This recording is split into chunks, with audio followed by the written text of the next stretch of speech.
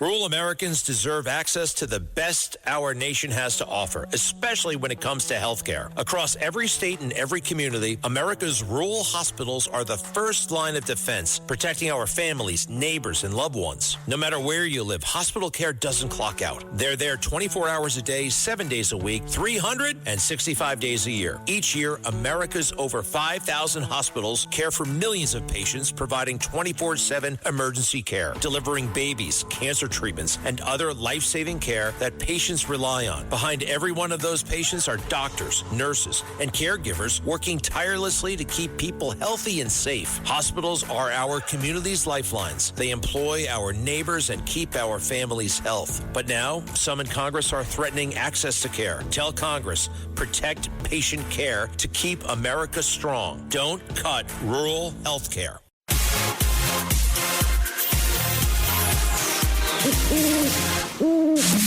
It's Another Side of Midnight. Political humorist T.J. McCormick. Now, to the Bernard McGurk Studios, here's T.J. McCormack. Walter M. Sterling for T.J. McCormack on Another Side of Midnight on the Red Apple Audio Network. 5 past the hour, 5 past the hour. Last night, we broke the story here, live, while every other radio station in America was sound asleep, failing in their responsibilities. We were live here presenting this story about Iran and the President of the United States taking action like a President of the United States. It is unbelievable to me that for 37 years, the Ayatollah, whatever it is, the wizard, the poobah, was able to rule that country as a dictator, a great threat to America. And when the President of the United States yesterday started the attack on Iran and now has taken out the leader of the country, I can't begin to explain to you what happened to me inside. I didn't expect it. I was very surprised. I felt relief. Ever since the hostages were taken about 35 years ago from the American embassy in Iran, they were taken and kidnapped and held hostage for months and months and months. I felt in danger at some level. I always felt threatened. And then, every 10, 20 minutes, the Ayatollah would announce, we want death to America. We want death to America. Well, that's not a good day. And it is such a relief that that the country's been liberated and hopefully turned over to the great people of Iran. And I'd like to know how you feel. While presenting the information, while presenting the news last night, I didn't have a chance to talk with you. And that's the best thing about doing this kind of radio. At 800-848-9222, 800-848-9222, 800-848-9222. I look forward to talking to you. I want to know how you feel. I want to know how you felt when you heard that we have a President of the United States. And then I'd like to know why. Why did all the presidents before him fail to be presidents? What was the corruption? What was the bribe? What was it that we were getting from Iran? What was it that we were getting from Iran that was enough to leave that Ayatollah in power, threaten Israel, destabilize all of the other countries in the Middle East, and threaten us on an hourly basis? Death to America, death to America. What? I don't know of another country in my lifetime that could keep saying death to America, death to America. What? It doesn't work that way. I'd like to know what those other presidents were hiding, because I believe there was a conspiracy. I believe we had a silent deal with Iran. And why is it that President Trump didn't need to keep that deal? Now, remember, Barack Obama took $1.7 billion in cash, put it on a wooden pallet, and put it into an unmarked airplane and sent it to Iran on the last day of his presidency. What was that deal, Tony Soprano? What was that deal? How did that work? How do you feel about this? 800-848-9222. 800-848-9222. The Red Apple Audio Network. Good evening, Walter Sterling. On another side of midnight. It's a big radio network, and it's exciting to be with you. It's exciting to share this time because, to me, this is the most valuable time of the day in radio. I grew up listening to radio shows at this time of day. I learned how to do radio by listening to hosts at this time of day because you got to do this right. Why? Because it's just you and me. There isn't the distraction of the kid in the back seat, not in a big hurry to get to the dry cleaner before it closes. Oh, my gosh, we forgot the milk again. Got to go back to the store. None of that. 18-wheeler. Drive it in the 18-wheeler across I-80 or I-90, God help you, up and down the 5, the 101, the 4 in Florida. Welcome. I'm Walter Sterling, and you and I are talking at 800-848-9222, 800-848-9222. And I can't see those calls. There you go. Now I can see those calls. Oh, gosh.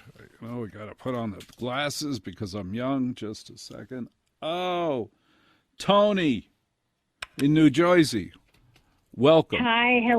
How are you tonight? I listened to you last night, and it was so encouraging to hear you, talking about it because I heard everything sort of hit about 2 a.m. our time. Me too. And it was great to have you there. Well, that's very kind of you, Tony. How do you feel today when you look at the President of the United States acting like a President of the United States? How does that feel, Tony? I feel so proud. I have on my wall the countries in Iran that are nearby. I framed one of them in a really nice frame, and I have the world map close by. And I have been looking and being concerned about when was someone going to take care of the Middle East. And, of course, looking back on other presidents and seeing how they failed, and some of them even made things worse, that was a heartbreaker when we had a president that made Iran come back tenfold. So I'm delighted. I couldn't ask for anything more. I pray everybody's safe, and I'm expecting good things. It's great to have a leader when so many presidents, the sad part is so many presidents have done nothing or made things worse. Imagine putting $1.7 billion in cash on a wooden pallet, wrapping it in saran wrap, and sending it to Iran in an unmarked plane. Does any of that strike us as suspicious or strange, Tony? I really am very grateful that you listened to the show, and I thank you very much for calling.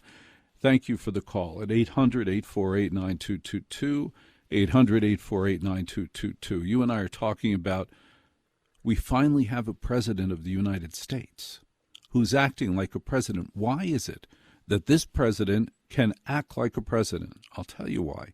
He doesn't owe anybody anything. Vote for a Rockefeller.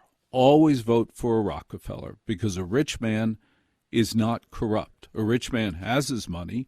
There's no amount of weasel money that he needs by being the president of the United States. He can just do what's right. He's not going to run again. His kids are happy and grown. You can always tell a man by his children and his grandchildren. It would seem that President Trump is a damn good daddy and a good grandfather. I am waiting for an actual reporter to do their job and ask him 2 questions. I want, on Father's Day, President Trump, could you please give us advice on how to be a great father? Because clearly, if the one thing even Hillary Clinton gives him is that he's a good dad. Well, how is he a good dad? What does he do to be a great father who raises kids who stand up straight, dress beautifully, speak beautifully, are polite, a granddaughter who worships him and is better at golf than he is? I don't care what he says. She's better than golf. And Eddie on Long Island, welcome to the Red Apple Radio Network. Hi. You just opened my mind to something I speak about very often that I'll tell you about my Persian brother-in-law. But my mother was a election supervisor besides other things working that day. My father was home cleaning the house. So when she got home, there'd be Scotch liquid gold on the cabinets, everything. His former Marine Army Air Corps First Sergeant points his finger at me and he says, Eddie? And I just thought I was in trouble for something, you know. And his face softened up and he said, your mother's an angel. And that's being a good dad. He changed my life forever, the way I look at my mother and my sisters, you know, female population. And my mom said, if someone's 97% good, disregard the 4%, you know, or if they're tired or a bit cranky. So that's being a good dad. And can I tell you, my brother-in-law from Persia snuck back there through Turkey with his brother-in-law's passport because he looked like him. He gave the money for the United States. He worked for Macy's at Herald Square, so he made some money. Then he tried to leave, and he was pulled off the plane 12 times. And him and his uncle went to the mayor's office, and the mayor pulled his file drawer open and he said, my drawers are empty. So his uncle sold his car. Exactly. And gave Eddie, the mayor the money Eddie, for him to get that's on the plane Eddie, and get back Eddie, home here. Eddie. Yes. That's yes. an unbelievable story. That's an incredible story. There's more. Thank you very much. Oh, I'm sure there's more. Thank you very much for calling. Thank you. Hey, guys, listen. Eddie, maybe not next time, all right? Edgar, welcome to the Red Apple Audio Network. Hi, Edgar. Welcome. Thank you for taking my call. The reason I'm calling is because the title, Ayatollah, and then you hear Khomeini. My understanding is that the Ayatollah Khomeini of the 1980s is not the same one that just died yesterday. It's not. Okay, good. Because people who don't necessarily know that particular fact will think it's the same person. Who cares? They were both evil creeps. They both wanted death to America. Thank you for the call. They both wanted death to Israel. They both wanted to see us annihilated. I have no idea why over 37 years not another president of the United States acted like a president. It makes me wonder who was getting paid. What was the deal? What was the underhanded nonsense? But we saw the best example of it. We saw the most terrifying example of it. And nobody in Congress, nobody in the Senate made an enormous fuss over it. Nobody said, gee, this is illegal. What are we doing here? And the rationale for it was wacky. President Obama takes $1.7 billion in cash, puts it on a wood pallet, puts it on an anonymous airplane, no markings on that airplane, and sent it to Iran. Now, I know what they say. They say that we had frozen those funds, and then there was interest on the frozen funds. Well, if you're under criminal suspicion and your funds are frozen, I don't know. Personally, I don't think you deserve the interest, just my opinion. Pete, welcome to the Red Apple Audio Network. Hello, Pete. Well, hi, Walter. You know, when I worked at NBC, I used to cut through the Associated Press building, and it was Terry Anderson's desk. You know, he was held captive for all that time. Now, I thought that it was the same shoe. I'm so glad I was listening to your show now. Wait. He was he was held hostage? He was kidnapped? He was a hostage, yes. He was for Associated Press. And the building was in the next building to the... I don't care about the buildings. Did you talk to him? Did you get to know Terry Anderson? I did. And then when he was held captive, I used to go up to his office. And through his things? You went through his things? No, I would sit at his desk and pretend to be him. All right, Pete. Thank you very much for the call. I appreciate it. I do. 800-848-9222. Put the him on the list too. 800-848-9222. I want to know how you feel about what President Trump has done. I say congratulations. And then I said this last night. I said it when I presented the story, when you heard me break the story on Red Apple Audio Network about the situation in Iran, about the bombings. I said there are going to be Americans who protest this. There are going to be Americans who think this was a bad idea. And my gosh, it should have been approved by Congress.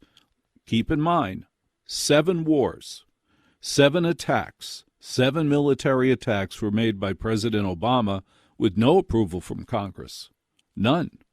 Oh, and if you're whining about immigration and ICE, he also extradited 3 million people. 3 million people through ICE out of the country. That's what President Obama did. So no whining, no complaining. And I cannot believe what the mayor of the city of New York has said. He thinks this is an appalling thing. He thinks that a man who said death to America, had missiles pointed at Israel, wanted death to Israel, should not have been taken out. 800-848-9222. How do you feel? I'm Walter M. Sterling, and this is The Other Side of Midnight on the Red Apple Audio Network. It's Another Side of Midnight.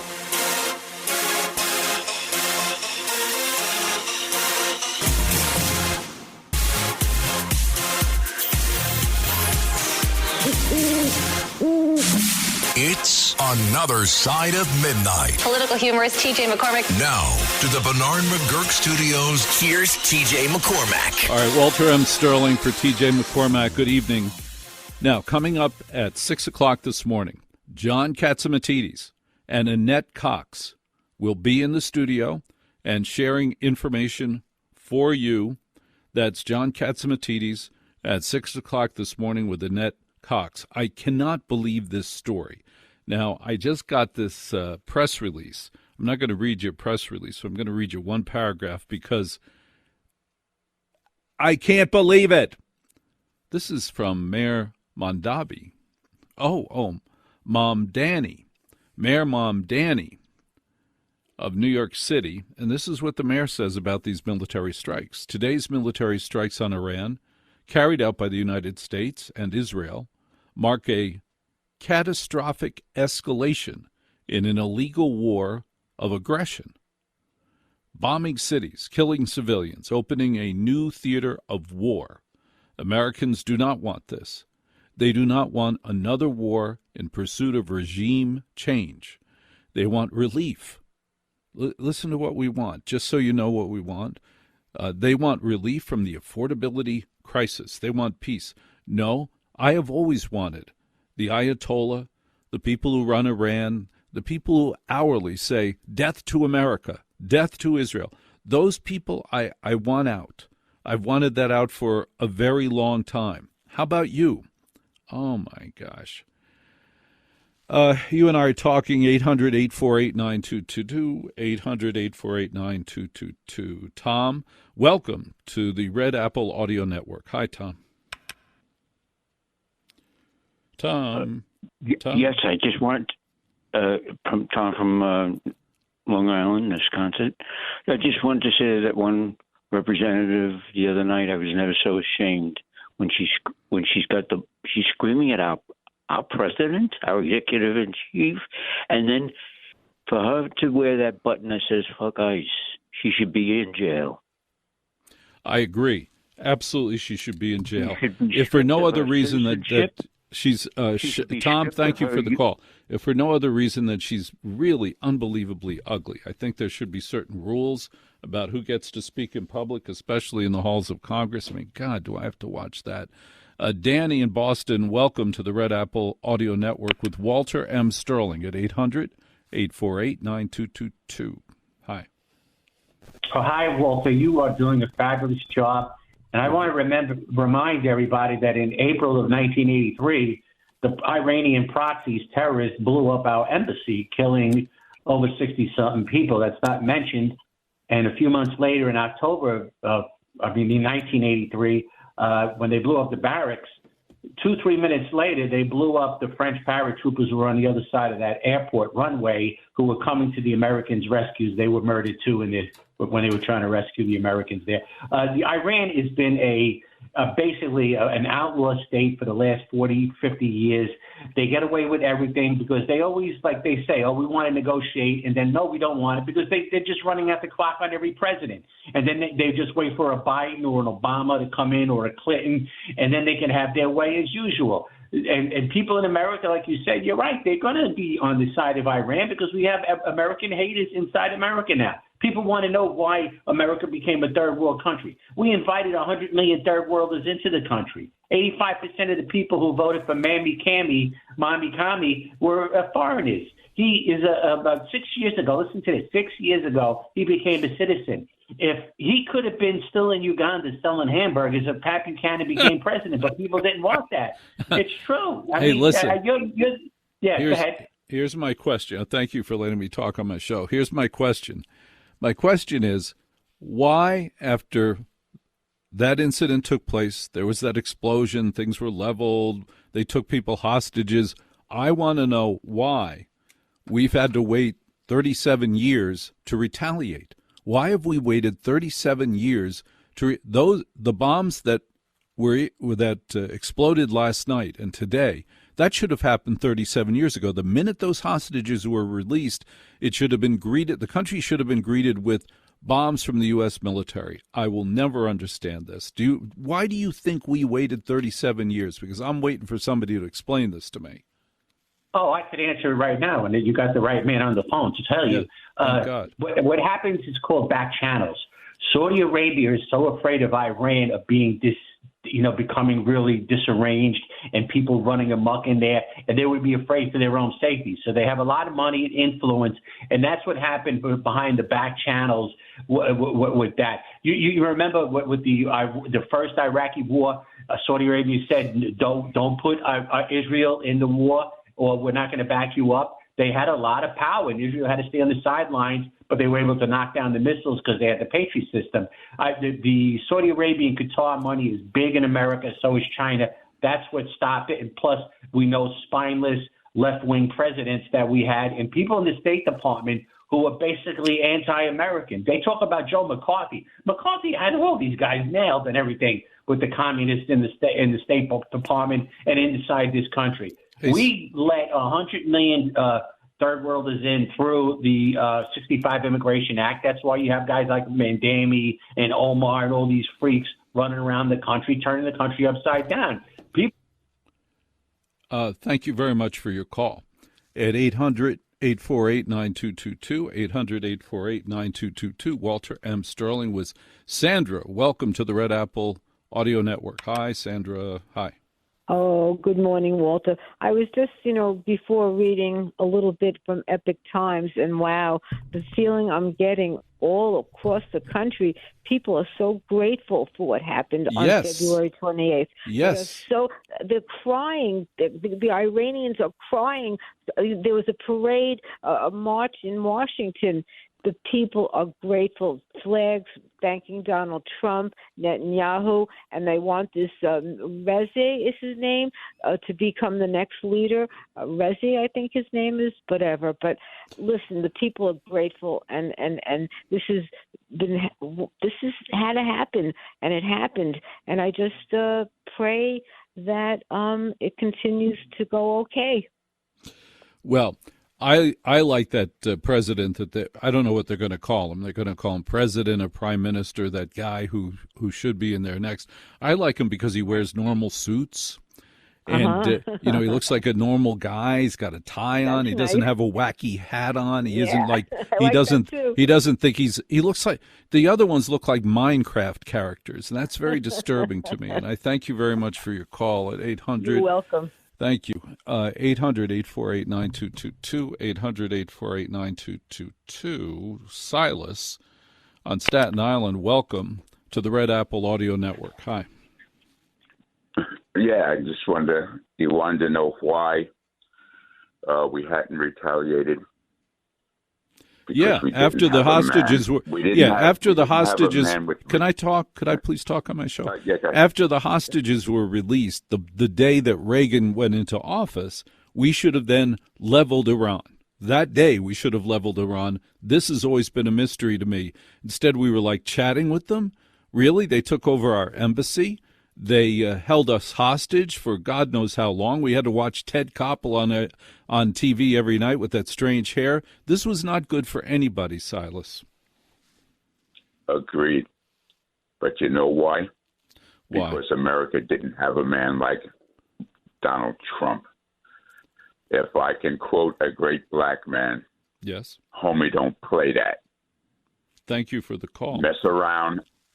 Thank you for the call. 800-848-9222, 800-848-9222. You and I are talking about the great president that actually acted like a president and reminded the world that America is the most powerful nation, the most righteous nation. And, yeah, he made noises like he was going to negotiate with Iran. He did what every president before him did. I'm going to negotiate with Iran, except he did one thing different. While negotiating, quote, negotiating, he moved warships to their coast. He moved military fighter planes to their skies, and he decimated their ability to make an atomic bomb, all while sitting down and having lunch. Notice, please, he didn't go there to negotiate with them. They must have done it on FaceTime. There was no way he was going to do that because every president before him, let's pretend some of them were well-meaning, they tried to do it. Things didn't work out.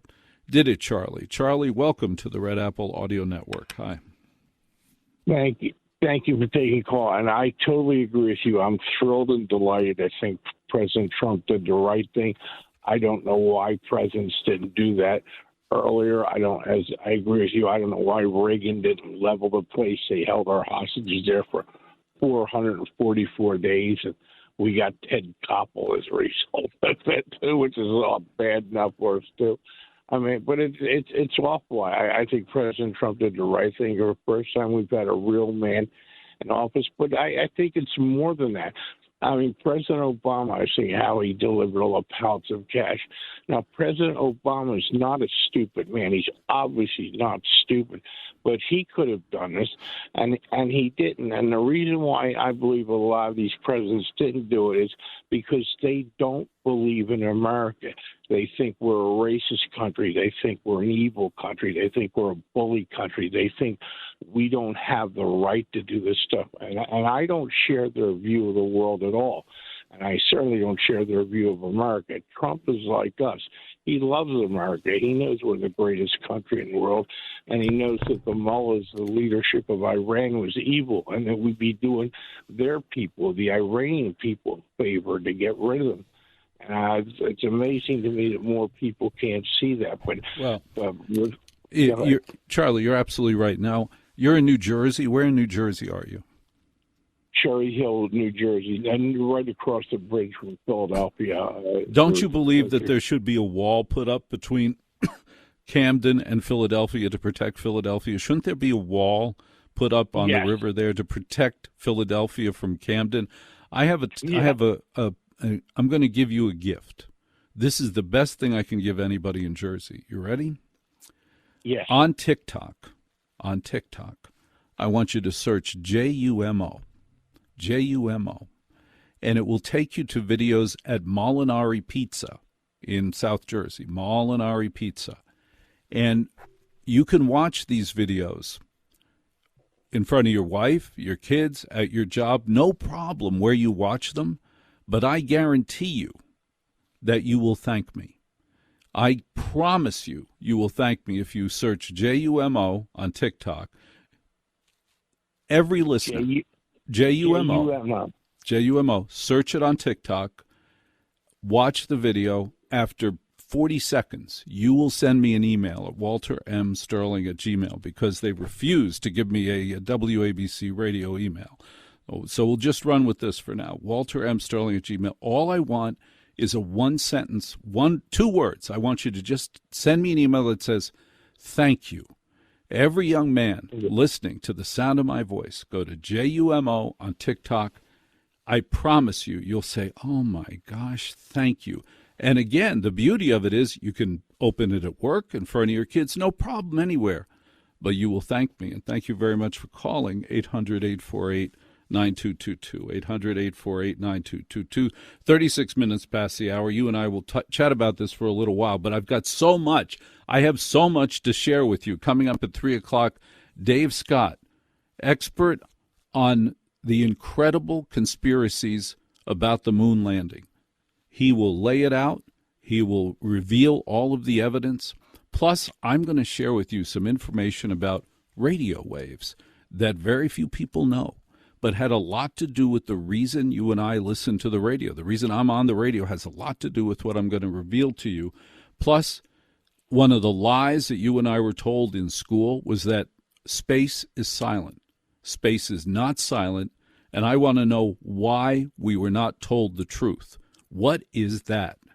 All right, Red Apple Audio Network. Alice, welcome to the Red Apple Audio Network with Walter Sterling at 800-848-9222. And at 6 o'clock this morning, John Catsimatidis, owner of the Red Apple Audio Network, and Gristedes, which to me is actually more important because I like food, and Annette Cox. They'll be on live at 6 o'clock this morning. Hi, welcome to the big show.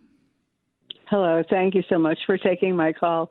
I am so proud of Donald J. Trump. Yes. He has followed through on everything that he has promised.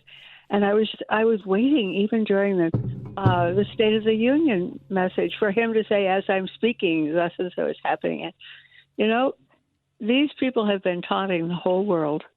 And then the horrible things they're saying about us and about our wonderful friends in Israel. And, you know, this just came about. I'm so proud of him. It's so nice to be able to say it and for a lot of people to hear it. I'm so proud of him. We are blessed to have that man. We're absolutely blessed. We're blessed because he owes nobody anything. That's why he can do this. He doesn't owe anybody money. He doesn't have any bribes sitting on the table. When I look at what has happened with Iran over the years, there was something else going on. There was no logic. There was no sense to Ronald Reagan not leveling that country after our hostages were released. Oh, he was busy. How about the next president or the next president or the next president? I believe they or members of their administration were on the take, either actually with money or extraordinary blackmail, because we should have leveled them any time in the past 37 years. He is wonderful. You know, he talks like us. He doesn't put up with anything. No, and he's a gentleman. He's a real man. He's a father. He's a real father. Yes. Yeah, no, he's a real father. That's how you can tell if somebody's a real man. How are their kids doing? How are those kids doing, right? That's right. Hey, where are you in Ohio, by the way? I'm just outside of Cincinnati. I moved out of Cincinnati to the next county because the mayor, another mayor, declared Cincinnati to be a sanctuary city. We have there's a little mini-me who's the mayor of Cincinnati, little mini-me of your mayor. It's disgusting. It's absolutely disgusting. Oh, these are, Alice, my friend, these are clowns, and I thank you very much for listening, and thank you for calling. Thank you for calling 800-848-9222. This is why I wanted to just share some time with you, because there's so much information, but I haven't heard enough from how do we feel? I feel so relieved that this constant, perpetual drip, drip, drip, drip threat to the United States of America is demolished. I feel such a relief because, like you, I have kids. And it never looked good. Whenever we looked over at the Middle East, and I'm looking at those maps, I'm like, this is not going to end well. But last night it ended well. I'm Walter M. Sterling. Good evening. This is the Red Apple Audio Network. It's Another Side of Midnight.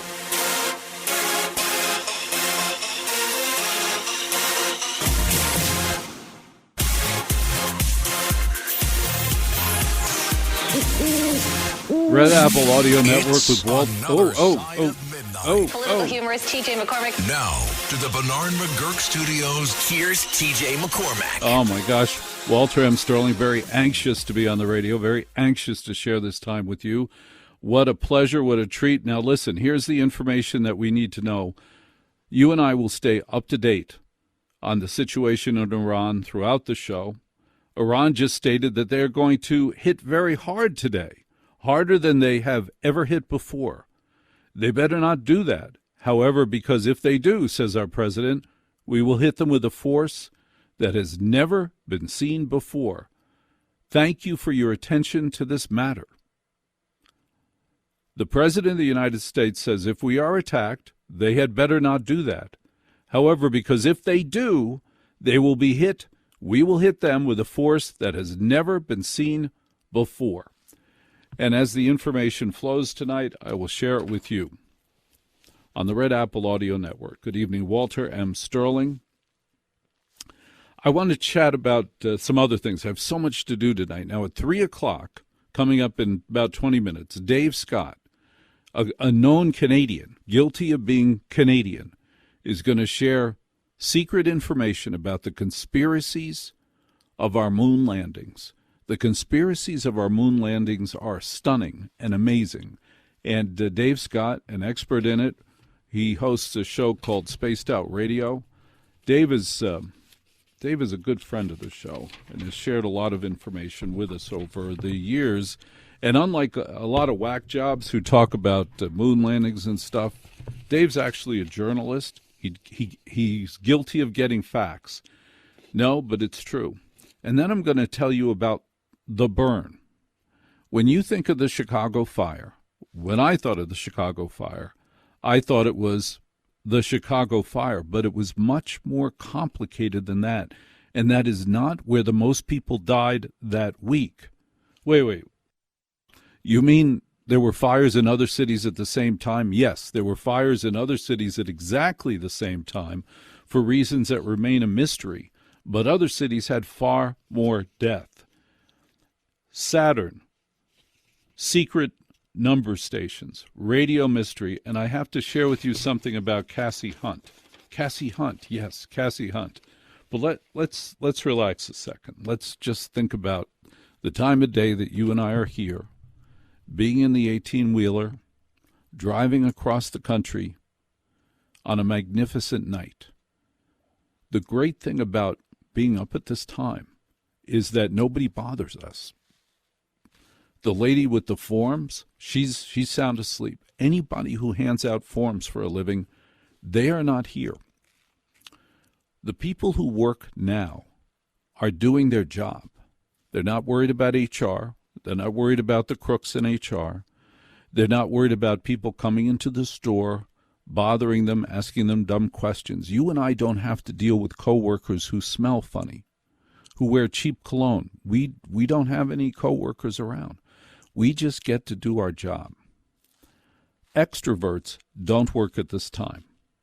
Extroverts are not interested in this time of day because extroverts, in order to survive and thrive, extroverts need other people. But you and I had to adjust the chair, excuse me, it's a technical problem. You and I are introverts. We need to be alone. We get charged by being alone. And that's one of the reasons we work at this time. There's a new category between extrovert and introvert. It's outroverts. I'm not making it up. Actual science, outroverts. People who need to be alone, but at some point want to go see other people. Those are outroverts. Introverts, you and me, we don't want to see any other people. I could be perfectly happy sitting alone for days, and I bet you can be too. But one of the things that's great about this time of day is the vastness of space. We look at the sky, we look out over the fields when we're driving across Route 80, and it's like a blank canvas to our imagination. I'm going to tell you something about radio that you'll find hard to believe. One of the selling points to buying a radio set in the 1920s, when radio started 100 years ago, KDKA. I think I'm on KDKA, which is terrifying. And one of the things that sold radio, if you see old ads for radio sets in the 1920s and 1930s, it lists the benefits.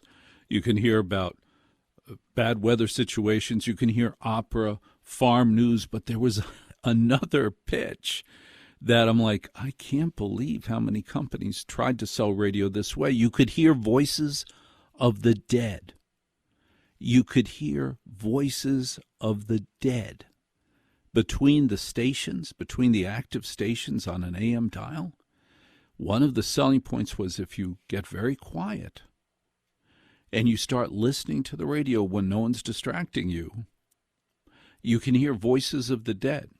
Hey, Bill, play that audio clip that I gave you. This was an actual recording of a broadcast that at Columbia University was picked up. Now listen to this. This was, no one knew it was coming. No one knows where it came from. This came over the radio recently. March 17, 1988, Edwin McGellis, brother of William Jr., May and Peggy, father of Shirley, Allie, and Josephine. April 1988, Ruth Marnani, wife of Papa, friend of Bob and me. October 1988, Morgan Schunick, father of Barbara, husband of Elsie, Barbara's dad. August 22nd, 1985, Irene McGellis de Tullio. Sister of Millie, Margaret, Dan, Tony, Ida, Dominic, Nair, Scat, Elvira, and Joe. Wife of William, mother, Mary, and grandmother, Liz, and Billy. Me. July 4th, 1987, Peter Dunlop. Son of Robert Stephen. These are people who are dead. Husband of Lisa, father of Shady, Uncle Rick, and Lucy. November 1988, John Burns. These are obituaries. Son of John Sr. and Marilyn, brother of Kathy and Chris, step of friend of Lisa and Billy. December 21st, 1988, Barry Valentino. Son of Barry Sr. and Jean, brother Scott, Mark, and Lisa, Ann's friend. February 1985, Frank Oppenheimer. Brother of Robert, husband of Jackie and Willie, father of Michael. May 1987, Henrietta Graham. Mother Anya, in-law Sally. March 17, 1988, Edward McGellis. Brother of William Jr. and father of Shirley, Allie, and Geraldine. Voices of the dead, obituaries.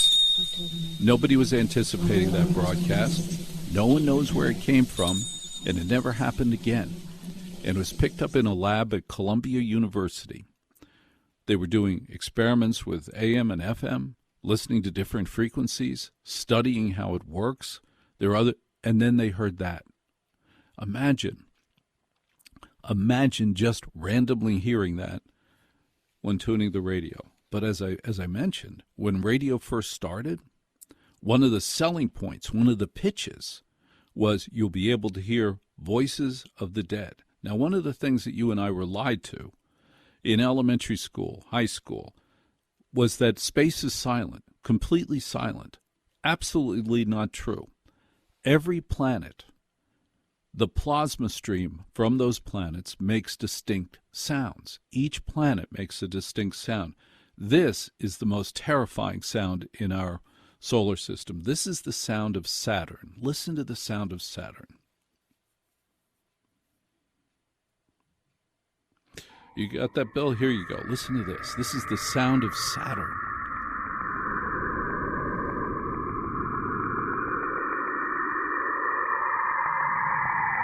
It gets spookier. Listen.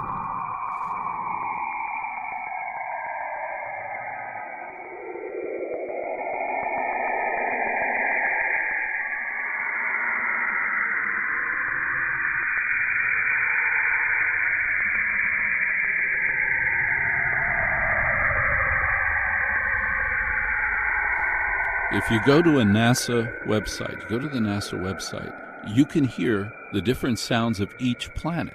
They have it laid out for you. Turn that up a little. That's an amazing sound.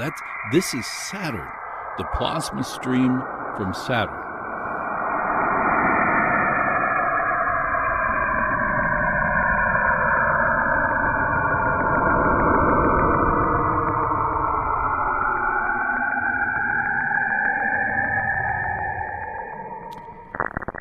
So, space is not silent. Thank you, Bill. Now, last night, at the beginning of the show, we heard from Edward Jones, who's an expert on the CONET signal, the number stations. The number stations, you get a shortwave radio, you go up and down the dial, and you'll hear bizarro announcements that make no sense, have no explanation, and even when they try to triangulate the signals, where are these coming from? Who's creating them?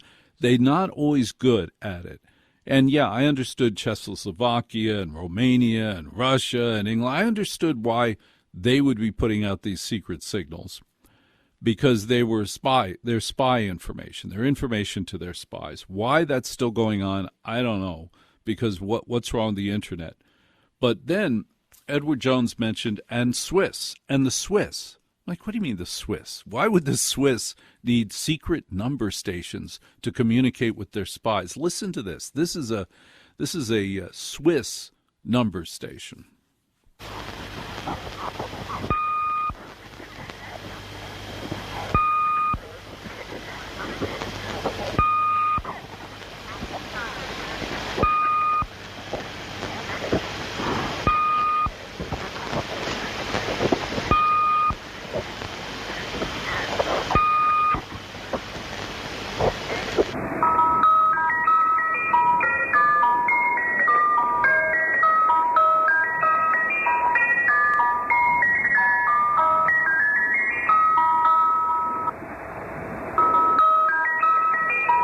If you want to hear more of this, or you want to hear other numbers stations, you can find them at CONET, like Comet, except with an N for Nancy, CONET. And on YouTube, there are dozens of these stations, and they all sound like this. It's like they have strange little melodies, and then they give out numbers like this.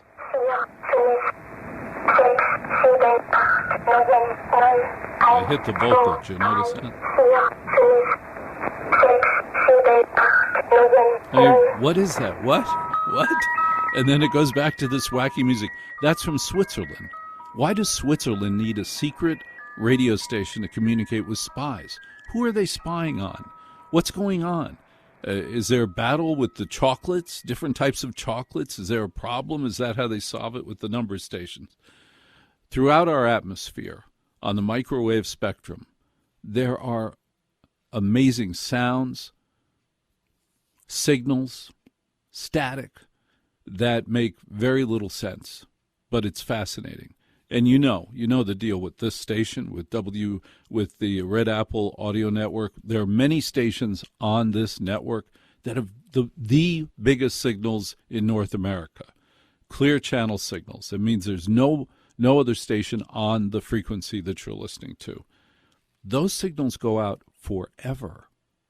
This signal goes out forever. Can you imagine somebody on Cryptoid, millions of light years away on Cryptoid, and they're sitting there, and they got a radio going, and out of nowhere they hear this, and they're like, What is that guy talking about? And he hears the number stations, and they go, is this a secret signal from Earth?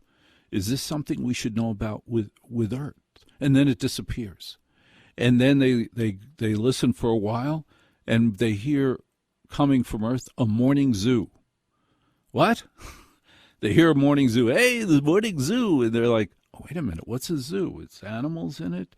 And the animals speak on Earth? Is that what happens? Is that what's going on? The animals speak on the planet Earth, a morning zoo?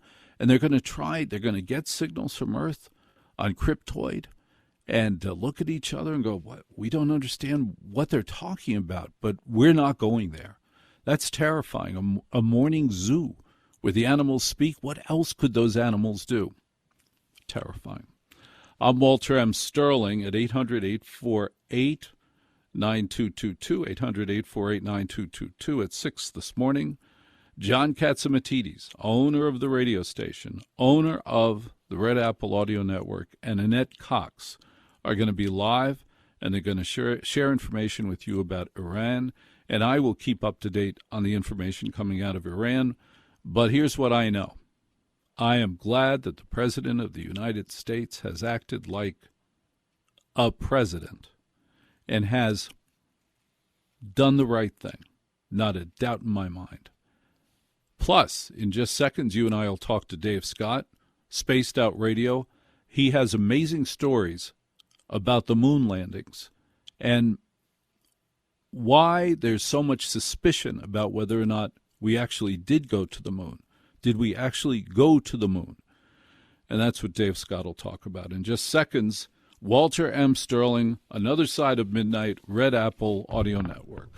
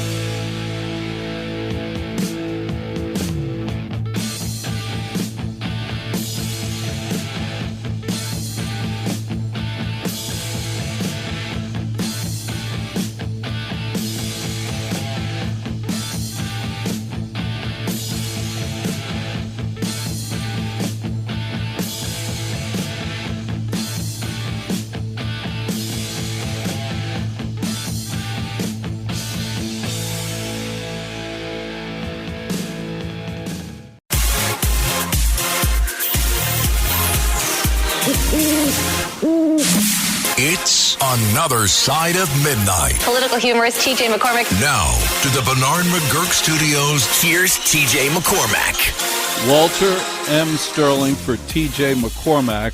6 minutes past the hour. I love this time of day. This is, when I was a kid, I could see that as the evening got later and later, and as all of the trappings of the day disappeared, adults got more and more honest, more and more candid. That's why I love this time of day. You and I were talking about introverts and extroverts moments ago. The fact is that there's science to this. You're fine for exactly 2 hours and 20 minutes at social events. Then suddenly you're wanting to commit crimes. This isn't random. Introverts have measurably different acetylcholine metabolism that depletes after precisely 2.3 hours of social stimulation, creating genuine neurological exhaustion. Extroverts run on dopamine from external stimulation. Introverts run on acetylcholine from internal processing. Social interaction burns through your acetylcholine stores at 3 times the rate of solitary activity. After 2.3 hours, you're literally running on empty neurotransmitters. The exhaustion is as real as running out of gas. Plan every social event around this window. Arrive 20 minutes late. Leave after 2 hours. Your brain stays functional. Push to hour 3, and you'll need 6 hours of recovery. Push to hour 4, and you're destroyed for 2 days. The ratio is exponential, not linear. But here's a recharge hack. 10 minutes alone in a bathroom, completely quiet, resets your timer by 45 minutes. Not checking your phone, that's stimulation. Complete sensory deprivation. Your acetylcholine partially regenerates with 0 input. Your 2 to 3 hour limit isn't rudeness. It's neurobiology. Leave before you hit empty. You and I will find out about the dragons that live underground on the earth. We'll get the information about that coming up in just a few moments. Cassie Hunt, a CNN reporter. I had a revelation about Cassie Hunt. I'll share that with you coming up. And now, Dave Scott, host of Spaced Out Radio, a known Canadian. You're guilty of being Canadian and a great broadcaster, but you're a journalist. And unlike a lot of clowns who talk about outer space and moon landings and stuff, you're an actual journalist. You study these things to see what's true, what might not be true. This is your profession. Dave Scott, welcome to the Red Apple Audio Network. Mr. Walter Sterling, it is always a pleasure to share the airwaves with you, and hello to everybody out there listening in. Thank you for allowing me to be a part of it. Well, you don't have to thank me. I have to thank Chad Lopez, the president of the Red Apple Audio Network, who right now is saying, what was I thinking? Why did I do this with Walter? Why? And then his next thought was, we really should put him on at a different time of day because it's so good. And then Walter would say, this is when I want to be on the radio. This is when if I was offered morning drive, Dave Scott, and I know you're on all night too. If I was offered morning drive, I'd say, no, thanks. No, I prefer my coffee 24 hours old. Dave Scott, What do you know about the moon landings that we should learn about? Well, there's all sorts of debate going back to the Apollo missions about whether or not we went to the moon. And there is actually a couple of different controversies and conspiracies about the moon. Many people believe that it is all a hoax. And in fact, I've got friends who I've debated this with who believe that it was all brought up in movie style by Stanley Kubrick and that we never did go to the moon. We never were there. We couldn't get through the Van Allen belt. We couldn't get anywhere. And I don't know if I believe that. I really do believe we did go on the moon personally. I know, and I've talked to people at NASA who are retired from NASA who say, oh, yeah, we definitely went. But there are some controversies around the whole base and crux of the moon landing conspiracy. Now, of course, they believe that Stanley Kubrick, the famous movie director, actually performed a staged event on a film set for this, and that the government faked the footage all because they wanted to beat the USSR. Now, apparently, and I know you've talked to people at NASA too about this, Walter, that the moon landings were not about landing on the moon. It was all politics. JFK, while he was alive, made his famous speech, and they really wanted to make sure that they beat the Russians because the last thing that the U.S. wanted was to have a silver medal like Canada in hockey during the Olympics. Okay, but the astronauts never apparently left the Earth orbit, according to conspiracy theorists, and NASA apparently has destroyed or got rid of or shredded all of the paperwork and sunk the rockets deep in the ocean, which I don't understand why you would do that if this is such a pertinent part of history. Now, the conspiracy mainly targets Apollo 11, when Neil Armstrong and Buzz Aldrin became the first humans to actually walk on the moon. Now, the theory is they landed. We all remember the speech. That's one giant step for man, one small step for man and one giant leap for mankind. I know you guys learned that in your history books down there. But did it really happen? Well, some of the most common evidence regarding this subject, Walter, is the fact that some things just didn't look real. For instance, when they placed the flag on the moon, it started to wave. Now, how does a flag start to wave when the rockets are off on the LEM, as well as there is no wind on the moon? This is something that has caught a lot of skeptics off guard because, obviously, in order for a flag to wave, it needs some sort of propulsion from Mother Nature, but Mother Nature apparently doesn't live on the moon. So how did the flag start to move? The second biggest piece of information on this is when they were filming and they were looking into space, there were no stars. You could not see any stars from the moon. Now, you would think without any light pollution up there that you would have a great view of the solar system. Maybe you get to see constellations, whether it's the Big Dipper, the Little Dipper, maybe Orion or whatever the constellation may be.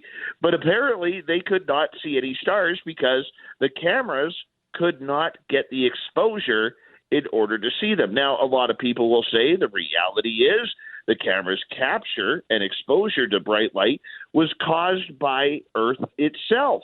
But that really doesn't make sense to a lot of conspiracy theorists out there because they really do believe that we should have been able in a dark atmosphere like the moon to see the stars above. Now, the other weird part about it is the shadows of all of the sources that were on the moon were apparently facing the wrong direction if there was light up there. Okay, so they were facing opposite of the way of the camera. Now, this one I find a little bit tough to believe because we really don't know what the light sources were outside of the NASA lights that were provided on the ships that were there. One other big controversy about it is who actually filmed it, because there was nobody on the moon when Neil Armstrong took his first steps, and you're looking at the capsule that he landed in and him walking down. So who was actually filming it? Did they have some reached out camera, much like a tripod that reached out from the lander in order to take it? We really don't know. Many people believe that if it's in a studio, you can set up the cameras the way you want, and that's how they got the footage of Armstrong actually touching down on the moon for the first time. Now, I mentioned the Van Allen belt about this as well. Now, scientists since we've gone to the moon, said the radiation around the Van Allen belt is almost impossible to break through. Right. It would actually kill the astronauts. Right. And especially with their primitive space suits that they wore back then. How were they able to get through the radiation belt without any sort of problems? How were they able to deal with the extreme temperatures on the moon with those aluminum foil spacesuits? Exactly. This is a big issue with the tinfoil hat-wearing people that I deal with. Now, NASA comes out and say they quickly passed through the belt so quickly that it was shielded. Radiation exposure was measured and remained within safe limits.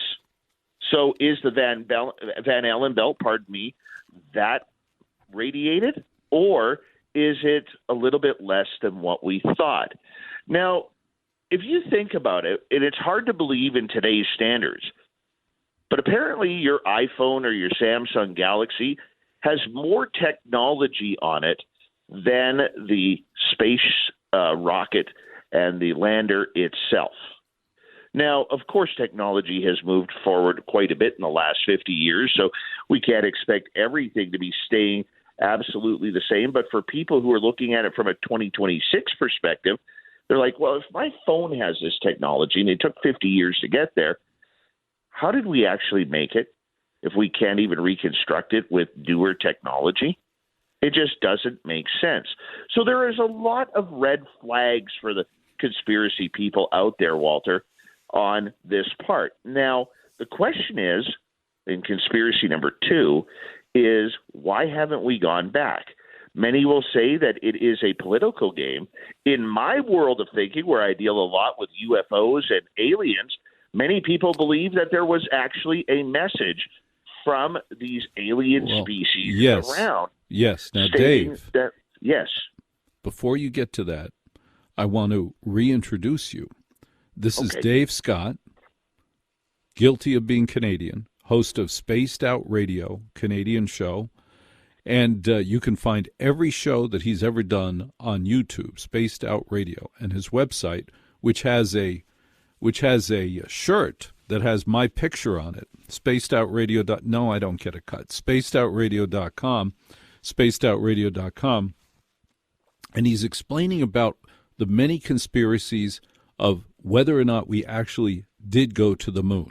And when you're done with this, I'd love to talk with Midnight Misfits. And our phone number is 800-848-9222, 800-848-9222.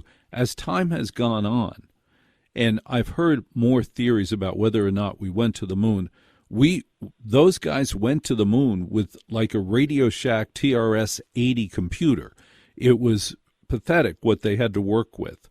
And many of the other theories actually fall in line, and I'll share with you when you're done, Dave, a conversation I had with a retired payload specialist, and what she told me was pretty surprising. But please go ahead. What do you think happened when we got to the moon? What is the theory about why we've never gone back? Well, a lot of conspiracy theorists in the UFO and extraterrestrial world will believe that we were actually visited on the moon and accidentally told never to come back. And that's maybe why we haven't gone back to the moon, because the alien species that are there do not want us there. Now, from what I have talked to a couple of people who have worked for NASA over the years, they say that there is a plethora of evidence that actually shows that there was ET contact. And in fact, even though NASA looks so shocked and so in awe of all of these UFO/UAP unidentified anomalous phenomena that has been hitting the news recently, what they tend to forget is how many astronauts have actually come out about this subject. In fact, even Neil Armstrong, when he was a test pilot on the X-15 rocket jet, he had an encounter with a UFO at about 300,000 feet. One of the pilots at 315,000 feet of that same aircraft actually got a picture out his window of a disc-shaped object that was pacing him, then took off straight ahead and disappeared into the darkness. NASA is full of astronauts as well as test pilots that have had extraordinary experiences with aliens and UFOs. In fact, there's a famous line on the emergency line where one astronaut said, "Holy cow, Santa Claus is real." And that was allegedly a signal that when they looked around the moon, that they actually saw something that was not human or human-made. Now, many of these astronauts, and one of the stories that I was told is when they brought their go-kart up there, the first real ATV that was left on the moon, apparently you can actually go and look at the tracks of this module that they were driving around. And you see it pull up to a crater. And it gets just near the top when all of a sudden you see them reverse. Now, allegedly, as the story goes within the NASA walls, when they went up to the crater, the astronauts did, they looked into the crater, and there was something there that they really didn't want to see, and it scared them. So they reversed their go-kart. They raced it back to their landing zone so that way they could feel safe, just in case whatever that was came out of the crater, they could jump back in their lander and pop the engines and boost back off towards the LEM where they could reattach themselves and head back towards Earth. So there's a lot of mystery and intrigue regarding this conspiracy of the alien side on the moon.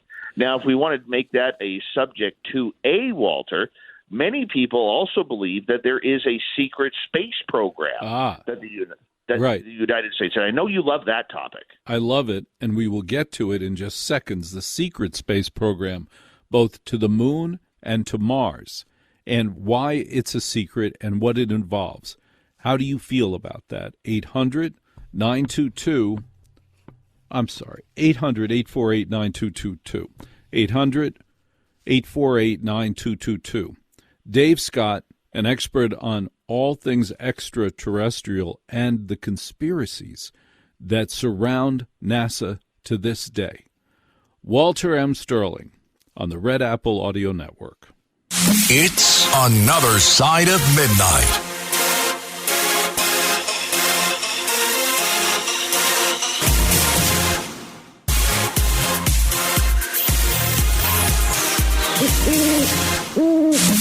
It's Another Side of Midnight. Political humorist T.J. McCormick. Now, to the Bernard McGurk Studios, here's T.J. McCormack.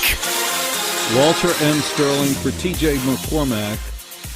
You and I are talking to Dave Scott at 800-848-9222, 800-848-9222. Why haven't we gone back to the moon? Every theory I've heard so far doesn't work. How about you, Arnold? What do you think? Welcome to the Red Apple Audio Network, Arnold. Hi. Good early morning. I have a question. I'm sitting in the Kremlin in 1969, and I'm highly motivated to disprove whatever lunar experience the United States is claiming. Do I have the technology, either optically or by radar, to demonstrate that the lunar excursion modules do not decouple from the main modules, land on the moon, and take back off and recouple with the main module? Dave Scott, it would seem that if we did not go to the moon, it would be in the Soviet Union's interest to reveal that, because many a person at NASA said it was never about a scientific exploration. It was never about going to the moon. It was about beating Russia. That's all it was. That's all it was. And look, I personally believe we did go to the moon, okay? And that's just my opinion. But there are some strange oddities that go along with it, especially the political hype around that. You know, the Americans were very embarrassed by Sputnik.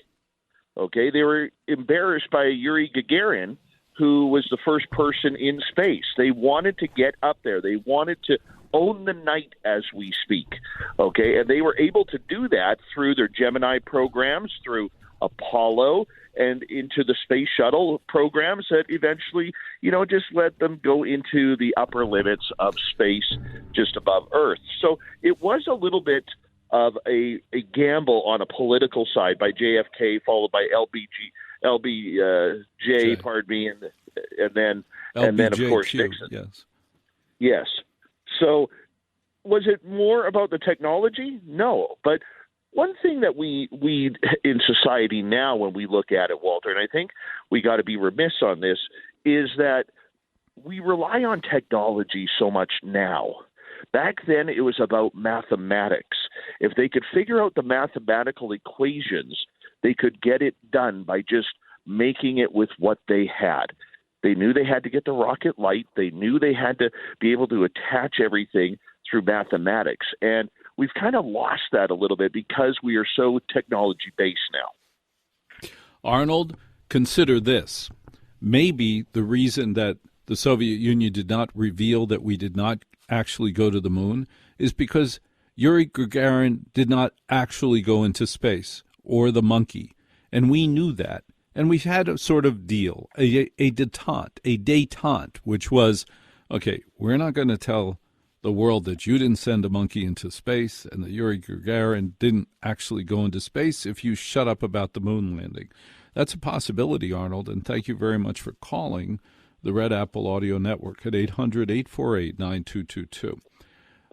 Stephanie Osborne, a NASA payload expert, was on with me on another radio show about 5 years ago, and she was a great guest. I had her on often because she was a great guest, Dave Scott. You know great guests. And I said to her, why haven't we gone back? Why haven't we gone back to the moon?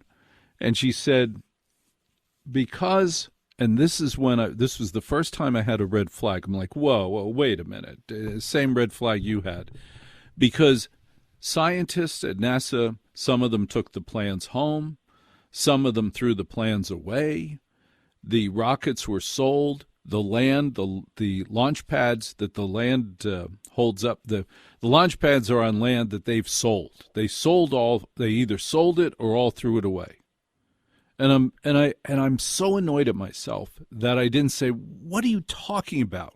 We went through all that trouble, all that math, equipment, safety issues, and we threw it away? We just lost interest and tossed it? I don't believe that. I didn't say that to her. But I did ask her a more important question. Would you like to know what that is? I do, of course. On the space station, where she was the payload expert, on the space stations, did we ever have sex in space? And she said, I think so.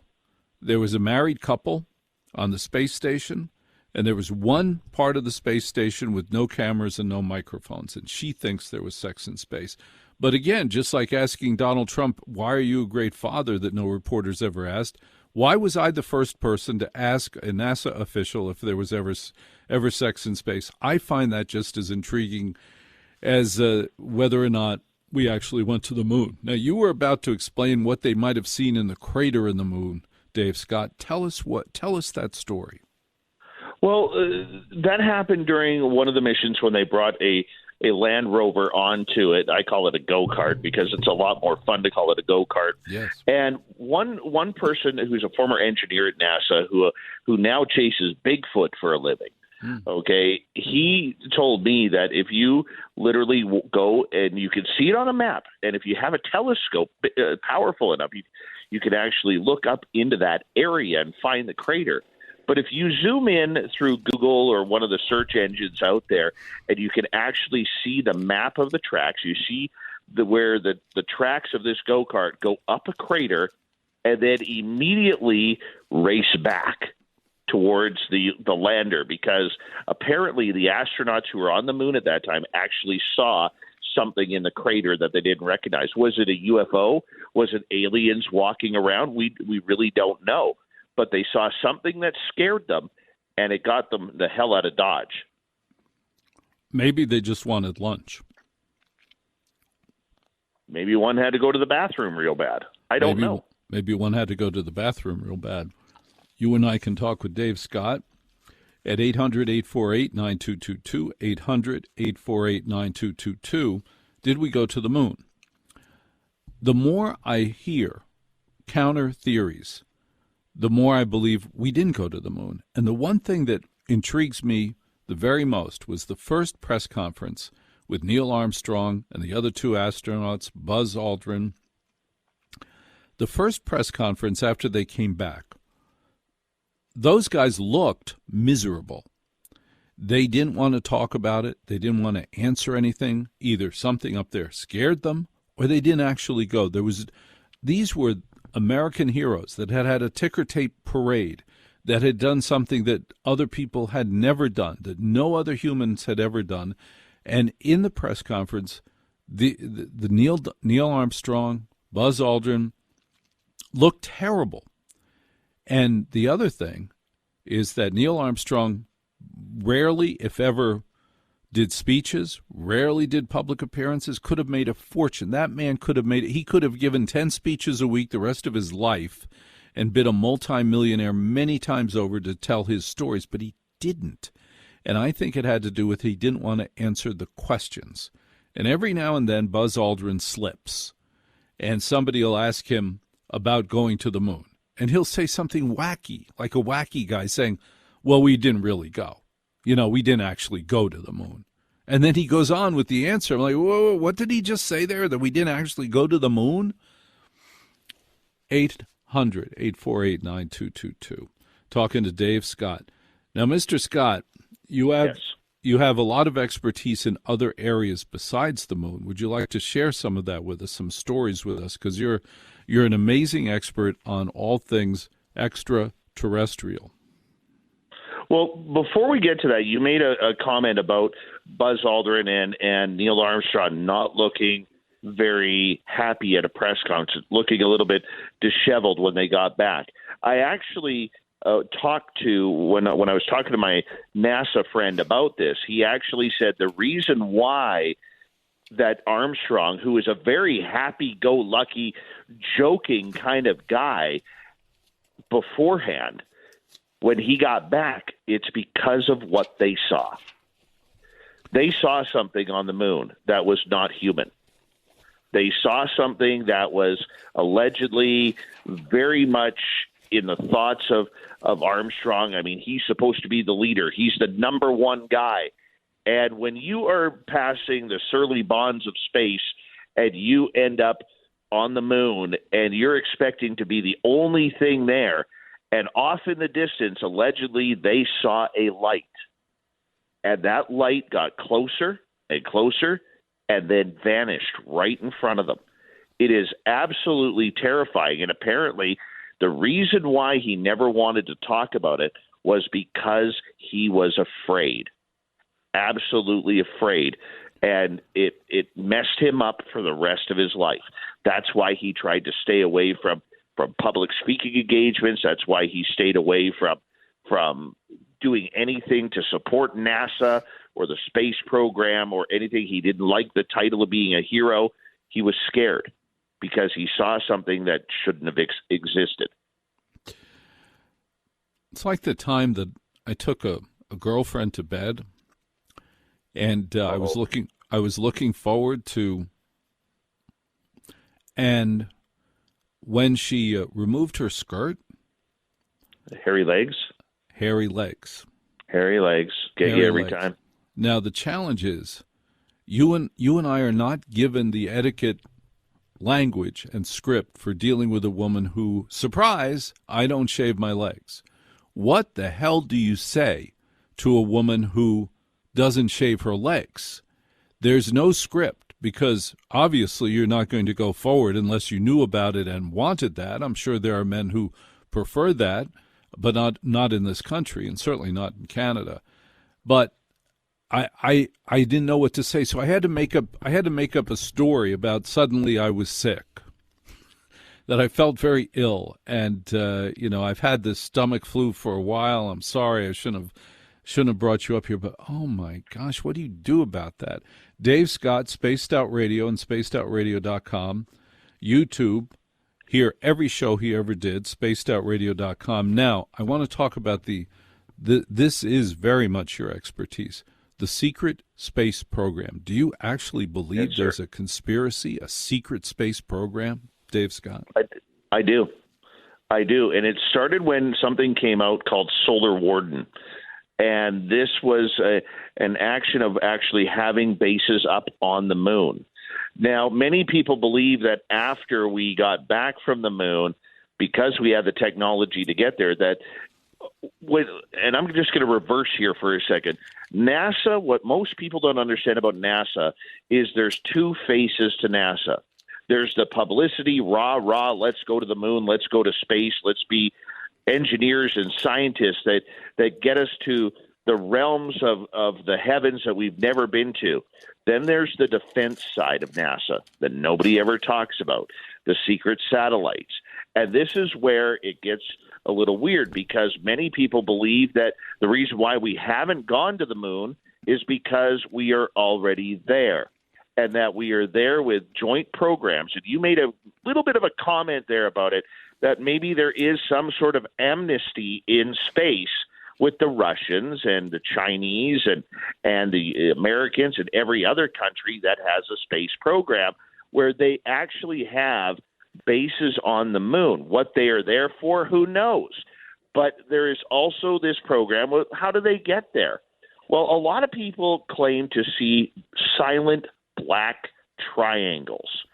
They are called TR3Bs. I'll repeat that. T as in Tom, R3, B as in Bravo. Okay? And these triangles have been seen forever. And when I say forever, let's say the last 50 years. Many people believe these TR3B craft are so technologically advanced that they actually shuttle people from Earth to the moon. And that's how they get there, because we don't need rocketry, even with SpaceX or Blue Origin. Those seem to be very outdated, which doesn't make sense if it does exist, because obviously Elon Musk and Jeff Bezos have spent billions of dollars building their own private space programs, especially Musk. But the secret space program aligns a lot with what we call UAP, unidentified anomalous phenomena. These incredible aircraft that can fly at incredible speeds. Maybe they come from reverse engineered UFO craft that have crashed on this planet, whether it's in Kingman, Arizona, Roswell, New Mexico, or Kecksburg, Pennsylvania. We tend to have this technology that is so far advanced that we do not even know what we have. I mean, think about it for a second, Walter, and this does align with the conspiracy theory of the SSP. Okay, we have been flying the same type of aircraft for the last 70 years, starting with the Boeing 707, and now we look at the Boeing 737, the Airbuses, the 767, the 787. And the food never gets better, Dave Scott. The food never improves. The food never improves. The footroom gets smaller. The seats get smaller. When you got a fat ass like I do, okay, it really doesn't bode well to sit in the cargo bay with the rest of the people when I need to get a little bit of a bigger seat and more in the middle, right? It just doesn't improve the comfortability. But we have been doing the same. It still takes the same amount of time to get from my closest airport, which is Vancouver, British Columbia, to fly to New York. You would think that after 60 years of that type of travel, I would be able to get to New York from Vancouver in less than 6 hours. Yet it's still a 5 to 6 hour flight to get there. Yet in 1992, Ben Rich, the former head of Lockheed Skunk Works, was saying at that time, he said two important things. Number one, we've already got the technology to get ET home again. And number two, he stated that we are at least 50 years ahead of what the public sees. So if you take that timeline from 34 years ago and multiply it today, the number I'm hearing is it's anywhere from 80 to 120 years ahead. where these Skunk Works programs are.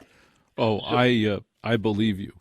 Dave Scott, Spaced Out Radio, on YouTube, Spaced Out Radio, and his website, spacedoutradio.com. Dave Scott, an expert on all things extraterrestrial, an actual journalist. And if you have a question for Dave, the number is 800-848-9222, 800-848-9222. This is The Other Side of Midnight. I'm Walter M. Sterling on the Red Apple Audio Network. It's Another Side of Midnight.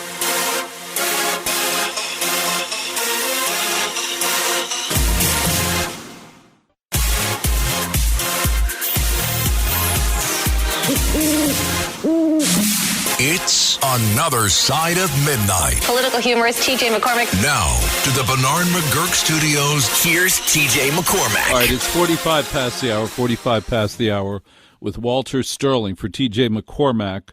Good evening. You and I are talking to Dave Scott, an expert on UFOs and the secret space program, the secret United States space program. Plus, coming up, you and I are going to talk about something that I want to share with you about Cassie Hunt, who's a television reporter. We'll share that.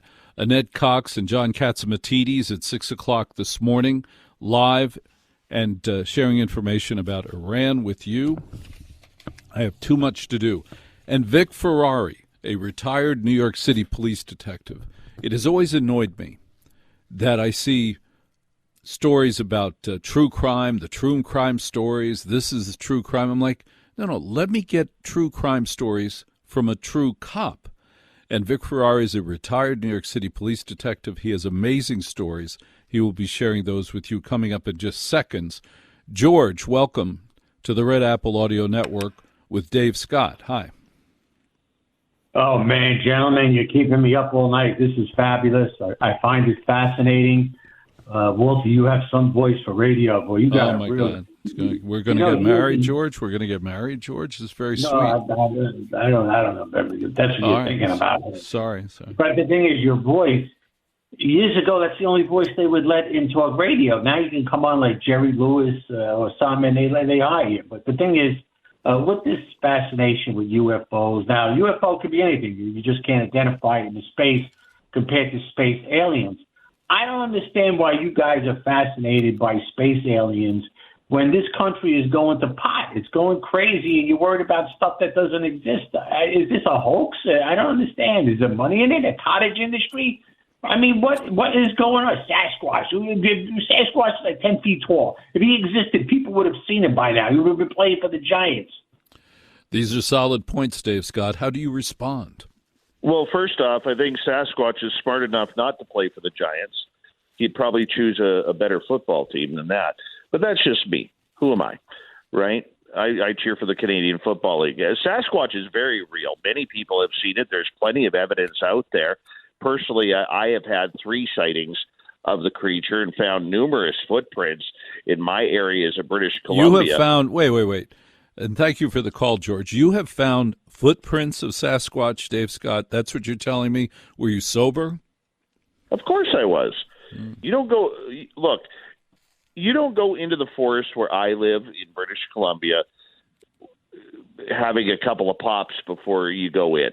Now, I know there are guys that do that. I am not like that, okay? The reason why, when I'm going into the forest to look for some weird, strange things, I'm also having to battle the elements that are out there.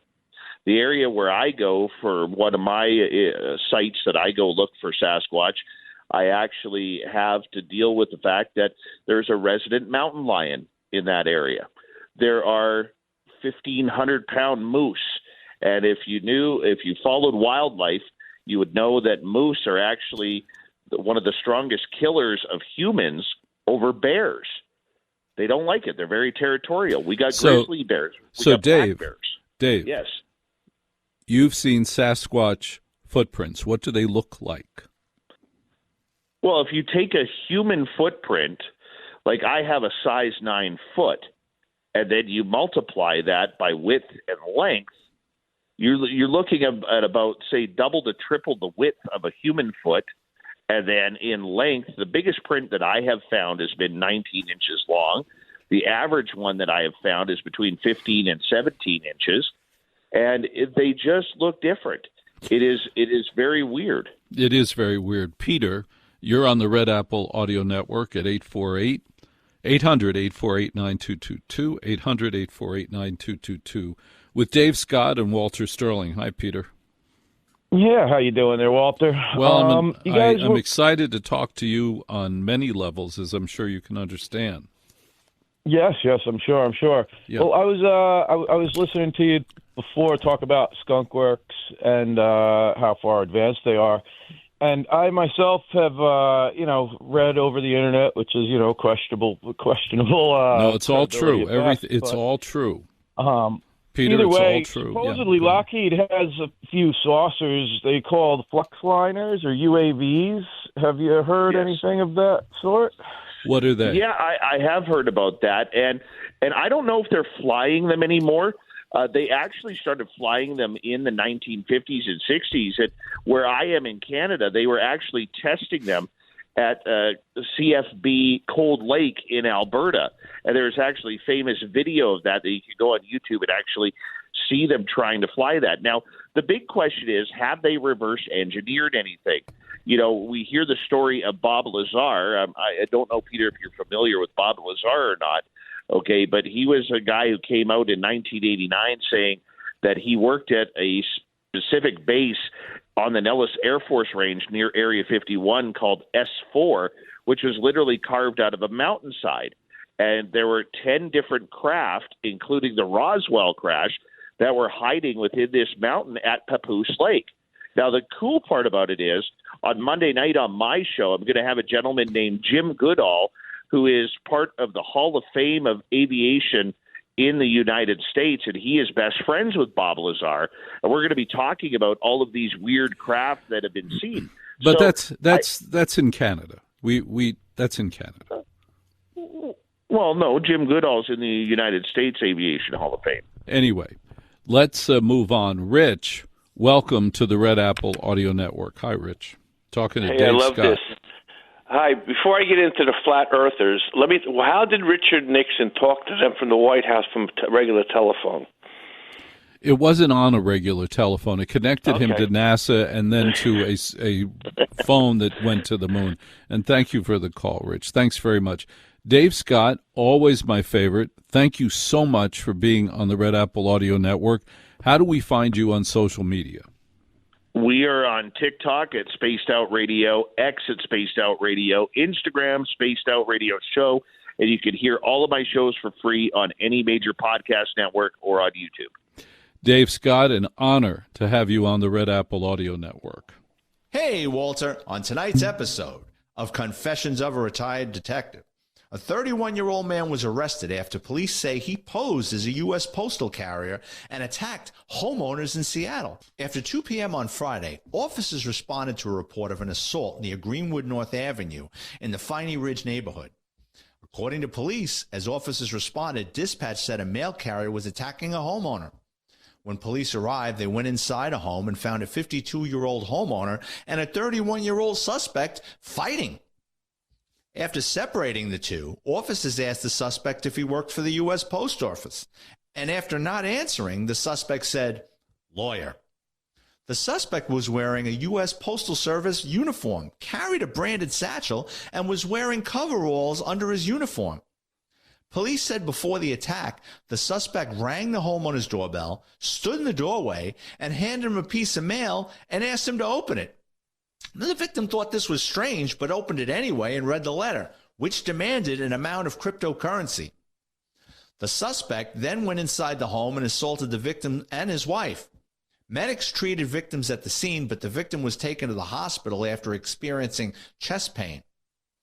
Now, officers searched the suspect's bag and found electronics equipment, tape, plastic bags, large zip ties, tasers, a tourniquet, cell phone, ink roller, an electronic signal blocking pouch, a black beanie, a face mask, and dark sunglasses with a box of plastic gloves. Police said the suspect did not carry identification showing that he worked for the United States Postal Service. Now, the suspect was booked into the King County Jail under suspicion of burglary, 2 counts of assault, and criminal impersonation. Anyone with information about this incident is urged to call the Seattle Police Department's Violent Crimes Tip Line at 206-233-5000. Now, there's a lot to break down with this case, and it could be one of 2 things. One, it could just be some lunatic with a fetish that he always wanted to be a mailman like Jerry Seinfeld when he carried Newman's mail one Saturday. These guys get fixated on certain fantasies, and they take it to a whole new level. The second is he had gotten some kind of information as part of some kind of organized gang that knew these people were sitting on a ton of cryptocurrency and figured to pull off a home invasion and to get his foot in the door dressed as a letter carrier. Now, while none of this adds up right now, I'm sure this case is going to be taken from local prosecutors by the U.S. Attorney's Office in Seattle, Washington, because impersonating a U.S. Postal Service member is a federal crime. I'm retired NYPD detective turned author Vic Ferrari for Sterling on the Red Apple Audio Network. Red Apple Audio. UFOs, cults, aliens, societies. Sterling Secrets.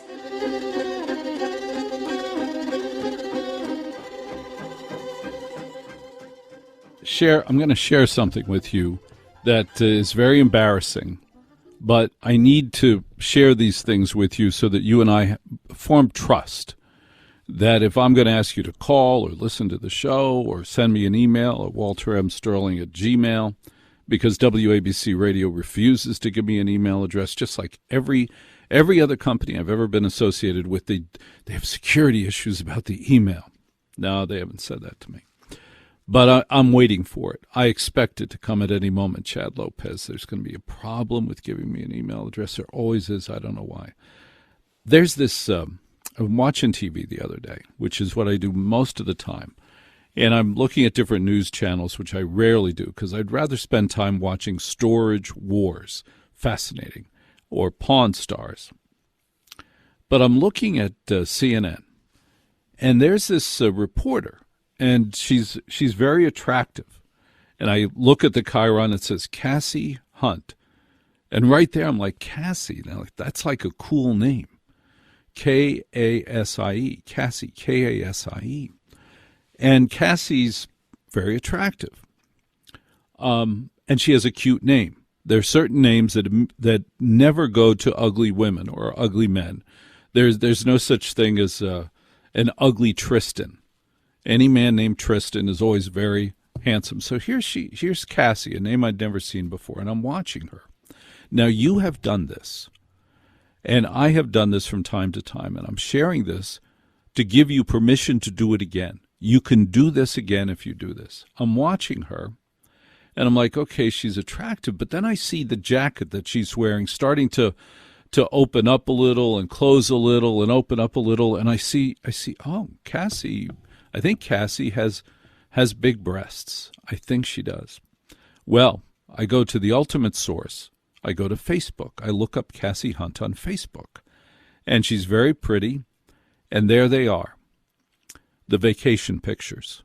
And son of a gun, Cassie Hunt has very big breasts, and she's very pretty, and the whole thing's going on, and she has a job, which is very important. She's a reporter for some news network. I believe that Facebook should have a separate section called vacation pictures, because what you and I do, whether we admit it to anybody else or not, what you and I do is when we see an attractive person online, or we start thinking about that girl from high school, that one you didn't have the guts to talk to, the one you didn't have the guts to invite to the prom or invite over to your house for a, quote, house party, that girl, you look them up on Facebook and see how's it going. And you look for the vacation pictures. And the worst thing about me is I can tell you that the vacation pictures are always very early in the stack of photos. Because as time goes on social media or in their marriage, they become more and more discreet about which photos to put up there. And there they are at the country club, and there they are with really nice food and fancy restaurants and their husbands' friends. But if you dig down, if you go to the root of their Facebook postings, inevitably you find the vacation pictures and the bikini pictures. And this is how we waste tremendous amounts of time. Walter M. Sterling, having a good time with you on the Red Apple Audio Network.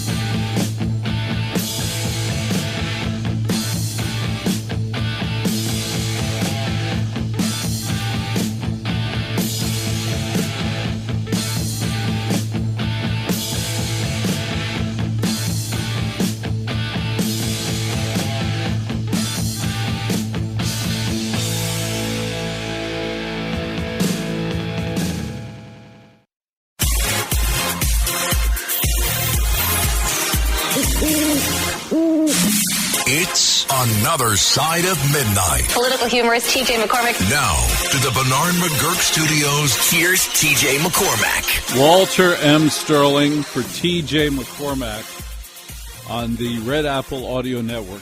Moments ago, I was sharing my deep thoughts about Cassie Hunt, is a reporter on one of those news networks. This is what she sounds like on air. I mean, Scott Jennings, can you tell the difference? Yeah, one tells the truth and one lies his ass off. I mean, look. They both said the same thing. Here's the bottom line. They said the same thing. When the president says it, this president, he's telling the truth. Smug MAGA-prick Scott Jennings was a guest on Casey Hunt's show on CNN to defend the dear leader over his lie-filled State of the Union address. We're going to take a look at clips from this CNN show with Casey Hunt, Scott Jennings, and the rest. I have thoughts to share, too. Let's get into this one together. Right now, President Donald Trump preparing to take his midterm message on the road while doubling down on one of the uglier moments All right, last night. That's enough. When I see an attractive woman getting agitated and aggressive, I find it incredibly attractive. I do.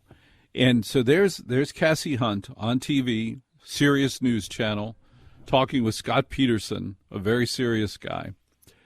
But I'm something's wrong with me, but I believe it's wrong with you too. I'm looking at her like, I wonder what she really looks like, because she's really cute, and her name's Cassie, and K-A-S-I-E.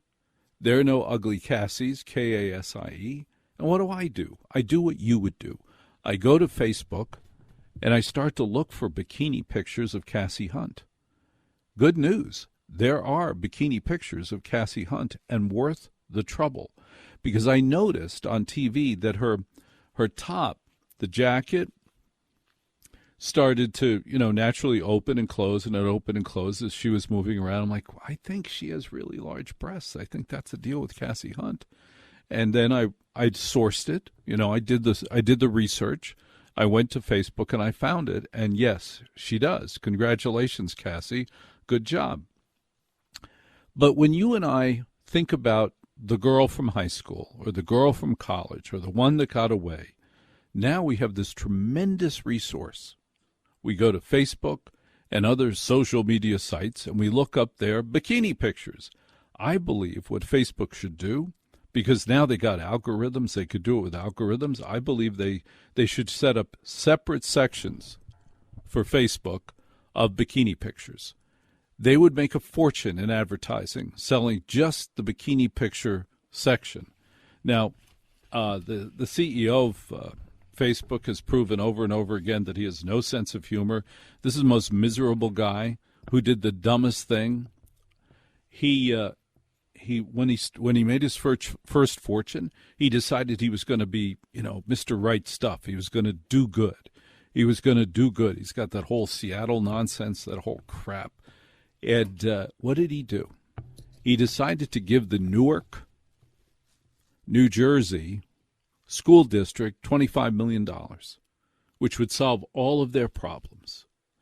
I happen to know Ruth Wiseman, who was a teacher in the Newark School District for like 30 years, a great teacher, Ruth Wiseman, Newark School District. And Ruth taught there, and her kids did really well. The test did just fine with Ruth, and other classes did not do as well. Why was that? Well, because Ruth Wiseman was, like many teachers in the Newark School District, a great teacher. She didn't need $25 million to be a great teacher. She just did it. If you're a great teacher, you're going to do it regardless of the surroundings, how many resources you have. Sure, it'd be easier if you had pencils, but not all school districts do. In many school districts in America, especially inner city ones, because there's so many crooks between the funding and the school that literally school teachers have to buy the pencils themselves. I was talking to a janitor in one of the school districts that you and I talked to on the radio, and this janitor who'd been there 30 years, he said to me, Walter, you can't imagine how crooked this is. These schools are falling apart. They're not air conditioned. 45% about schools in America are not air conditioned. Like, what do you mean they're not air conditioned? No, about 40%, 45% of the schools in the United States of America are not air conditioned. The bars in America, what percent of the bars are not air conditioned? 0. The worse the bar, the better the air conditioning. I bet you can tell me that's true. Think about a really bad bar. When you walk into a really bad bar, like a scary, drunk, alcoholic bar, it is ice cold. People have told me this. It is ice cold, right? The worse the bar, the better the air conditioning. Also true of hotels. The worse the hotel, the worse the motel, the better the air conditioning, and the better the Wi-Fi. If you want to have really bad Wi-Fi, go to a fancy hotel in a big city like Boston. The worst experience I ever had with Wi-Fi and air conditioning was at the years ago. The Four Seasons in Boston, in my opinion, and years ago, and I'm sure everything's improved, and just don't call your lawyer. Don't worry about it. Just don't worry about it. I'm telling a story. Let me tell the story and stop bothering me. I'm lying there at the Four Seasons Hotel in Boston.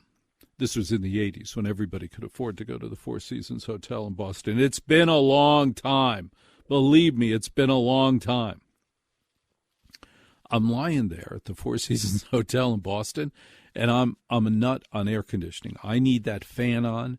I need it to be cool in the room. I can't fall asleep unless it's cold in the room. And guess what? Dr. Oz, of all people, says I'm right. You're supposed to sleep in a cold room. The core, he says, your core is supposed to be cold, and then you'll sleep really well. Okay.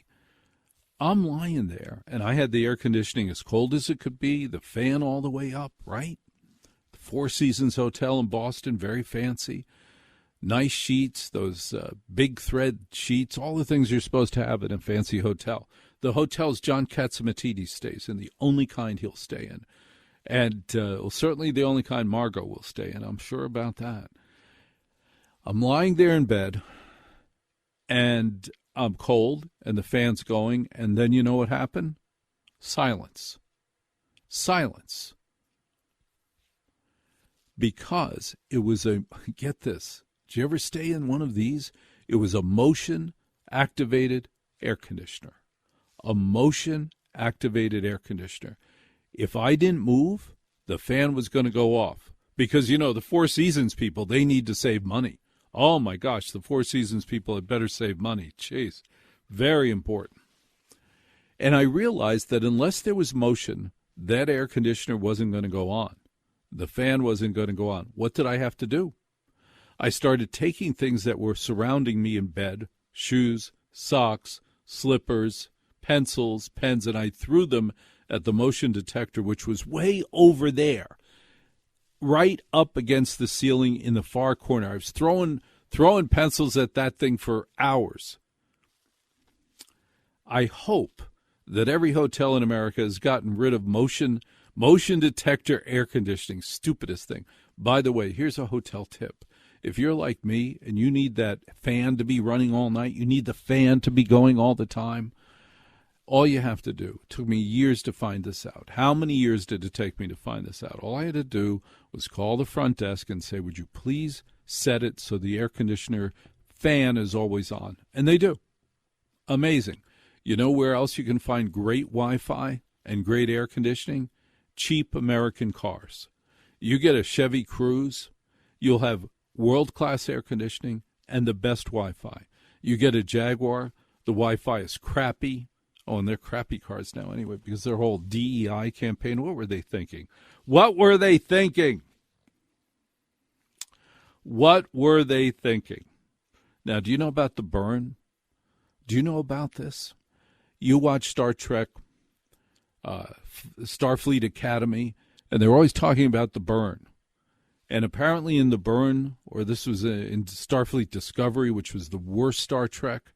Wasn't that the worst Star Trek? 800-848-9222. The worst Star Trek was Discovery. The purpose of Star Trek, the reason for Star Trek is one person's in charge, the captain. And you might think the DEI themes on Star Trek Discovery were the problem. That was annoying. But the real problem was the premise of Star Trek. The core of Star Trek is the captain is in charge. And the captain's in charge of the threats outside the ship and the threats to the bridge and the threats from technology. But there's always a threat. Every week on Star Trek was a threat. All the Star Treks, the captain was in charge. Star Trek Discovery, everybody was in charge. There was a different captain every week. There was that woman who was in Crazy Rich Asians. She disappeared. Then the guy who played Cary Grant, and then he disappeared. And every week there was a new captain. That was horrible, just terrible. But I like the new Star Trek, the Strange New Worlds. I like that, and I sort of like Starfleet Academy, except the problem with Starfleet Academy is they don't fly. I need to see the ship. I need to see a ship fly and a captain be in charge. But they're always talking in these new episodes about the burn, the burn. Now, it's always vague to me what the burn was, but it wiped out Starfleet. It wiped out the Klingons. Most of the ships in their quadrant were destroyed by the burn. And I'm reading about the burn, and I'm coming up with the things I need to contribute to all the blogs about Star Trek. And I see there was another burn. On October 8th through the 10th, in the 1800s, there was a different burn. In 1818, in October 8th through the 10th in 1817. What am I looking for here? 1817. So in 1817, there was the Great Chicago Fire, October 8th through the 10th. It was like a week-long fire. And you and I have heard about the Great Chicago Fire, right? Okay. And about 300 people died in the Great Chicago Fire. And that wasn't the biggest burn. This is an amazing story. And the conspiracy to cover this up is truly remarkable. But there were, between October 8th and October 10th, there were multiple cities that experienced the same thing as Chicago. They also experienced the burn, and it was called the burn. Let me get this right here. Urbana, Illinois, Peshtigo, Peshtigo, Wisconsin, Holland, Michigan, Port Huron, Michigan, Manistee, Michigan. They all experienced a burn at the same time. Those cities all experienced a burn at the same time as the Great Chicago Fire, which was the week of October 8th through the 10th. Chicago, Urbana Hills, Illinois, Peshtigo, Wisconsin, Holland, Michigan, Port Huron, Michigan, Manistee, Michigan, they all experienced the burn. They all caught on fire. And why did I do this to my handwriting? And in Meteorite, 1,200 to 2,500 people died. In Peshtigo, Wisconsin, There's a tongue twister. Why can't I say Wisconsin after Peshtigo? I don't know. 1,200 to 2,500 people passed away in Peshtigo, Wisconsin.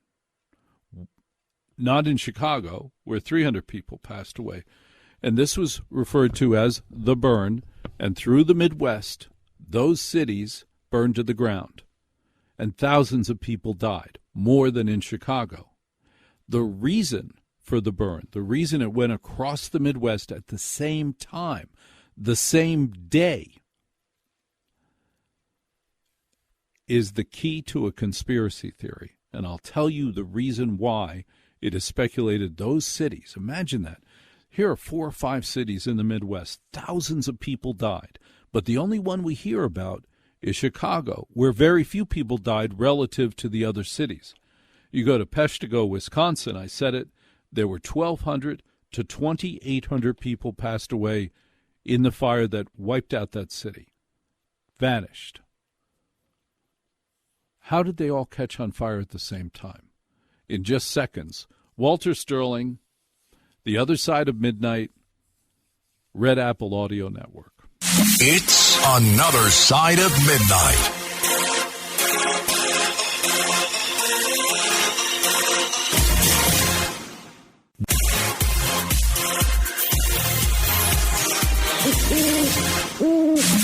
It's Another Side of Midnight. Political humorist T.J. McCormick. Now, to the Bernard McGurk Studios, here's T.J. McCormack. All right, Walter M. Sterling for T.J. McCormack on the Red Apple Audio Network. John Catsimatidis, Red Apple Audio Network. He will be here at 6 o'clock with Annette Cox. They'll be live in the studio and give you up-to-dates on the situation in Iran. Iran has said that they are going to retaliate, and they specified specific targets, United States military installations. Our great president, our actual president, the first one we've had in decades, has said, that would be a really bad plan. You have no idea what a bad plan that will be. Let me get the exact quote. Donald Trump has promised to strike Iran with a force that has never been seen before after the Islamic Revolutionary Guard Corps announced they had attacked nearly 30 U.S. military bases across the Middle East.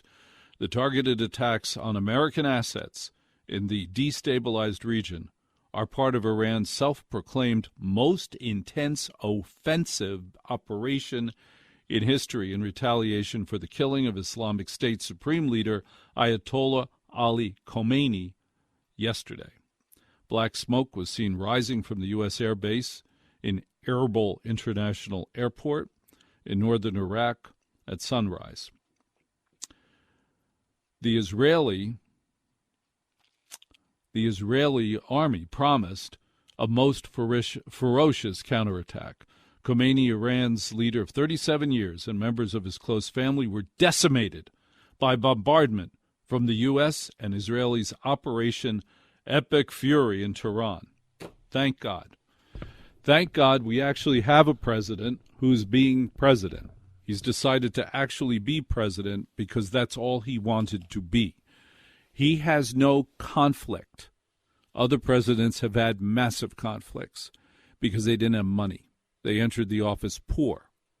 That means many opportunities to get a lick were taken advantage of. You don't go from being president of the United States making $200,000 or $300,000 a year, which may sound like a lot to you, but remember they have to pay for their own food. Did you know that the presidents pay for their own food when their families having food in the White House? They have to pay for that. I can't imagine a stupider exercise than making the president pay for his own food in the White House. Just seems beyond cheap. But our current president donates his salary, and thank you for donating your salary. He never gets credit for that, does he? Never do the evil press people give him credit for that. But because he's not going to run for president again, none of his family is going to run for president again. None of his situation is a conflict. He can just do the right thing. He doesn't need the money. Smartest thing to do is put a president of the United States in office who's rich. Many, many conflicts, trouble, many reasons they could be corruptible are eliminated. And he knew the right thing to do was after Reagan didn't do it, when the hostages were released in 1980, 81, when they were released, where we had to look at Ted Koppel every day. Nobody needs to see Ted Koppel at all. Yes, he's still alive. I know that, but he's not listening to this show. He's sound asleep. He's a smart guy. This is our time. This is our time of day. We can say what we want. We don't have to worry about people's feelings, because the people with those feelings, they're asleep. They passed out from sangria, marijuana, and overeating. They're all asleep. It's just you and me. 800-848-9222. You and I can talk at 800-848-9222. But thank you, Mr. President, for doing what Reagan should have done. The minute the hostages were released in the early 1980s and Ted Koppel was yelling on TV, Nightline, that's when we should have leveled Iran. Absolutely leveled it. We have one ally. You know, we don't have a lot of allies. We have one ally there. We have Israel. They were under constant threat. And what did Iran say to us? Did they say good morning? How can we figure out how to grow plants together? What are we going to do to keep peace? Can we share recipes? No, Iran on an hourly basis said, death to America. What? Death to America. Death to America. But every other president managed to ignore this, which I find bizarre. They all managed to ignore it, which makes me believe that on some level we were bribed, blackmailed, some reason we never attacked Iran. 800-848-9222. You and I are talking about the burn through the Midwest when the Chicago fire happened. You heard about the Chicago fire. You learned about the Chicago fire. Allegedly, the Chicago fire was started by a cow kicking over a bucket and knocking over a kerosene lamp, making the barn catch on fire, and then the whole city went down. That is not what happened. There was no Mrs. Whatever's cow. That is not what happened. What happened was, I will tell you. Now, at the same time that Chicago caught on fire, Urbana, Illinois caught on fire. Peshtigo, Wisconsin, caught on fire. Holland, Michigan, caught on fire. Port Huron, Michigan, caught on fire. Manatee, Michigan, caught on fire. Many small and medium-sized towns throughout the Midwest, mostly in Michigan, they caught on fire at the same time. October 8th through the 10th, they caught on fire at the same time. No, they weren't close to each other. The flames didn't jump from town to town. That isn't what happened. What the official explanation was is not true. The official explanation, and this phenomena was called the burn. The official explanation was that the land was dry. They had gone through a drought. There were thunderstorms in the area. Lightning struck a tree here, a pile of hay here, and then they caught on fire. That isn't true. There was a report on October 8th that was quickly squashed. And I'll tell you why I think it was quickly squashed. There was a meteor. There was a meteorite that hit those towns. Those towns are in a straight line that hit them at the same time. Now, isn't that cool? Why wouldn't they report that a meteorite hit all those towns at the same time? Why wouldn't they report that? And that also triggered the Chicago fire. And in one of these towns, 1,200 to 2,500 people were killed by the meteorite. It was a meteorite that caused the burn in the Midwest. The burn in the Midwest. Now, why wasn't this revealed? Why was did one paper show that in one edition and never again? Because when it comes to things like UFOs, meteorites, comets, notice even today, when a comet hits the Soviet Union, when a comet hits our country or Canada, whenever there's an extraterrestrial natural event, there's very little reporting on it. And this goes to the heart of the nature of our relationship with our government. They don't want us to know about that. And you know who they are. They don't want us to know. Because that means there's something bigger than them. It means that there's something more remarkable and dangerous than anything the United States government can protect us from. Why did Space Force get started?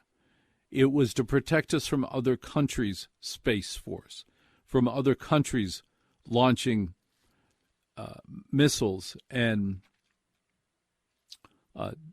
instruments of destruction, to protect us from that.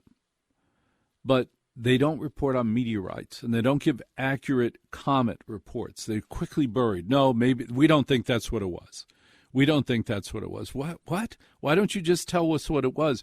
Because the minute it's a meteor or a comet, well, that's out of our country's control. That's something we can't control. And the government doesn't want us to think that they're not in charge of everything. And then we rely on them. And then we depend on them. And then when they say wacky things, we trust it. 800-848-9222, 800-848-9222. I'm Walter M. Sterling, and it is just a hoot and a half to spend time with you. I have many things to discuss with you. Give me 1 second. Let me see what else we need to cover tonight. Oh, I gave a speech, and this goes to conspiracies. I gave a speech a couple years ago in Sydney, Australia. No, I take it back, in Melbourne, Australia. And there were 3 speakers. There was me, Bob Geldof, and G. Gordon Liddy. Oh, wow, really? Yeah, me, Bob Geldof, and G. Gordon Liddy. Now, the good news is, in the order of speakers, I did not come after G. Gordon Liddy. He went last. Thank God. Sir Bob Geldof came before me. Now, he was speaking. We were speaking to an audience of radio executives, radio programmers, people who program radio stations. Sir Bob Geldof gets up, and he's incoherent. He wasn't stoned or drunk. He was just out of his mind. Sir Bob Geldof, he was, the guy who arranged We Are the World, that guy. Never heard from him again, which is probably best, but it was crazy talk. And he kept saying what we need to do is play more Aboriginal music. He's talking to these Australians. He's saying you need to play more native music, more Aboriginal music. And he keeps stressing more new music, more new music, more new music. And I get up there and I say, well, there you have it. Imagine that, a record guy telling us to play more new music. Well, they all laughed. Record guys are always telling us to play more new music, and it's the worst thing you could possibly do. Do you really want to hear more new music? Not after you're 18. Actually, it's a scientific fact. People don't want to hear new music really after they're 18. They're done learning. Now they're dentists. You don't think of dentists as really passionate about discovering music. Music discovery. You want to kill a radio station or a satellite radio service or Spotify, you just keep pushing music discovery, idiots. I come on after Bob Geldof. I could only look good. G. Gordon Liddy gets up there. G. Gordon, the freaking Watergate G. Gordon Liddy gets up there. And by the way, he was shockingly short. He's passed away, but he was shockingly short.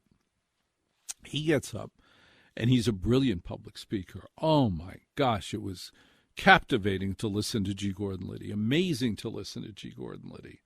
One of the few times I ever made darn sure I got my picture taken next to somebody. Now we're done. We're outside. We've spoken. We've been brilliant. He had a handler. I did not. I didn't need a handler. Nobody rushed me. But when it was all done, I said to him, what was it that you were at the Watergate for? What did they send you in for? Amazing how many times you've heard the Watergate story, but you never heard why did they break in? What were they sent to get? Why were they sent in there? We just assumed they wanted their files. We wanted some secrets of the plans. The Democrats had no secret plans. Neither did the Republicans. But there was G. Gordon Liddy with some other thugs going in to the Democratic National whatever office to steal something. So I'm looking at G. Gordon Liddy saying, well, what is it that you wanted to steal? Why were you there? Maureen Dean, John Dean's wife. She was the only spouse at the Watergate hearings there every single day. Beautiful woman. And she was there every single day at the Watergate hearings. Do you remember hearing about this from your grandfather?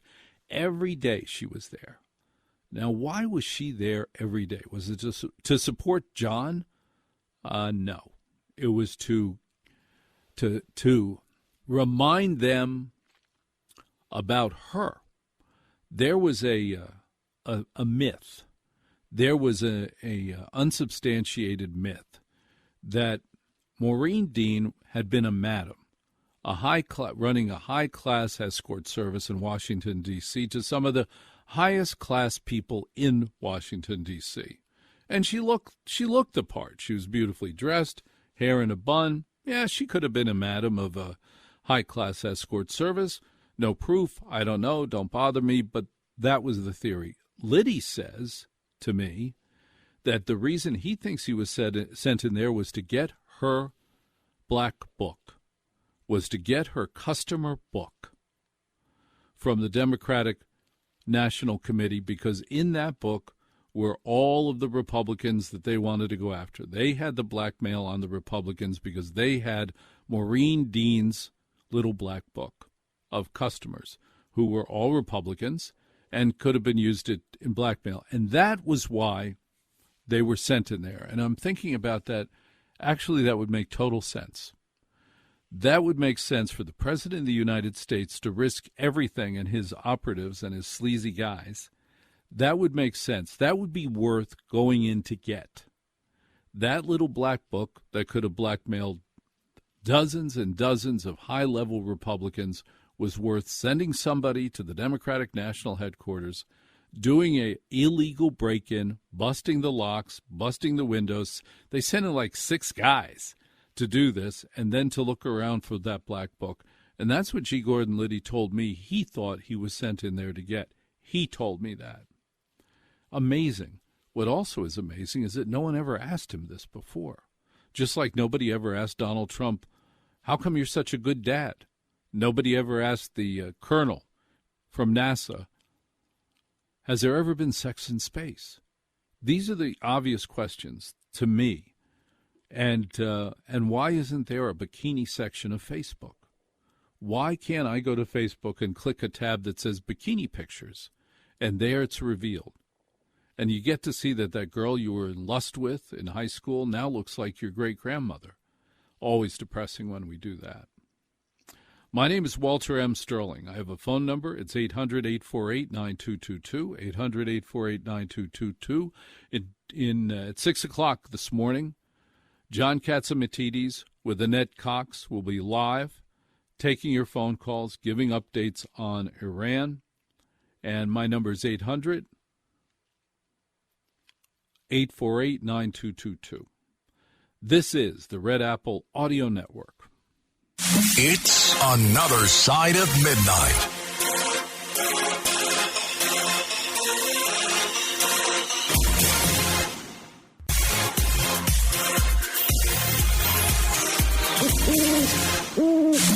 It's Another Side of Midnight. Political humorist T.J. McCormick. Now, to the Bernard McGurk Studios, here's T.J. McCormack. Walter M. Sterling for T.J. McCormack at 800-848-9222, 800-848-9222. I gave you a homework assignment. It's important to do these homework assignments. On TikTok, right now, search J-U-M as in Mary, O. J-U-M-O. Go there, look at it. You can look at it in front of anybody, at work, in front of your spouse, your girlfriend, your boyfriend, or all three. Any of them you want. Not a problem. But you watch it for 60 seconds, and you will thank me, and I need to be thanked. Walter M. Sterling at Gmail. Just write thank you after you watch it for 60 seconds. J-U-M-O. Thank you very much, Walter. It's always a pleasure to be with you here on The Sterling Show on Red Apple Audio. Delighted to be with you here on WABC this evening. Before I get into talking about tonight's new movie release in theaters everywhere, which is Matter of Time, I just wanted to point out that many WABC listeners know that some of the great movies can be experienced at the Film Forum on 209 West Houston Street. That's just west off of 6th Avenue. And Bruce Goldstein there has always programmed some interesting things. They just had a series that ran February 6th to the 26th called Tenement Stories, From Immigrants to Bohemians. It was so popular, they've extended it through Thursday, March 5th. So this is a festival of over 50 movies, including movies by Francis Ford Coppola, Martin Scorsese, King Vidor, Charlie Chaplin, Buster Keaton. Really interesting stuff. New stuff, too, Sean Baker, even classics from other lands, which all focused on tenement life in New York. And most movies from the classic era of Hollywood and even later always focus on New York and its rich people. But, of course, there are the other neighborhoods, East Harlem, parts of Brooklyn and the Bronx, which also had movie-going population in the 30s and 40s. The Lower East Side, I think, had over 30 movie theaters, from flea pits to palaces, as Bruce Goldstein has remarked, the film programmer there at the Film Forum. We here in California always watch what he's doing because he has some very interesting programming. So Tenement Stories continuing through the 5th of March at the Film Forum in New York, 209 West Houston Street.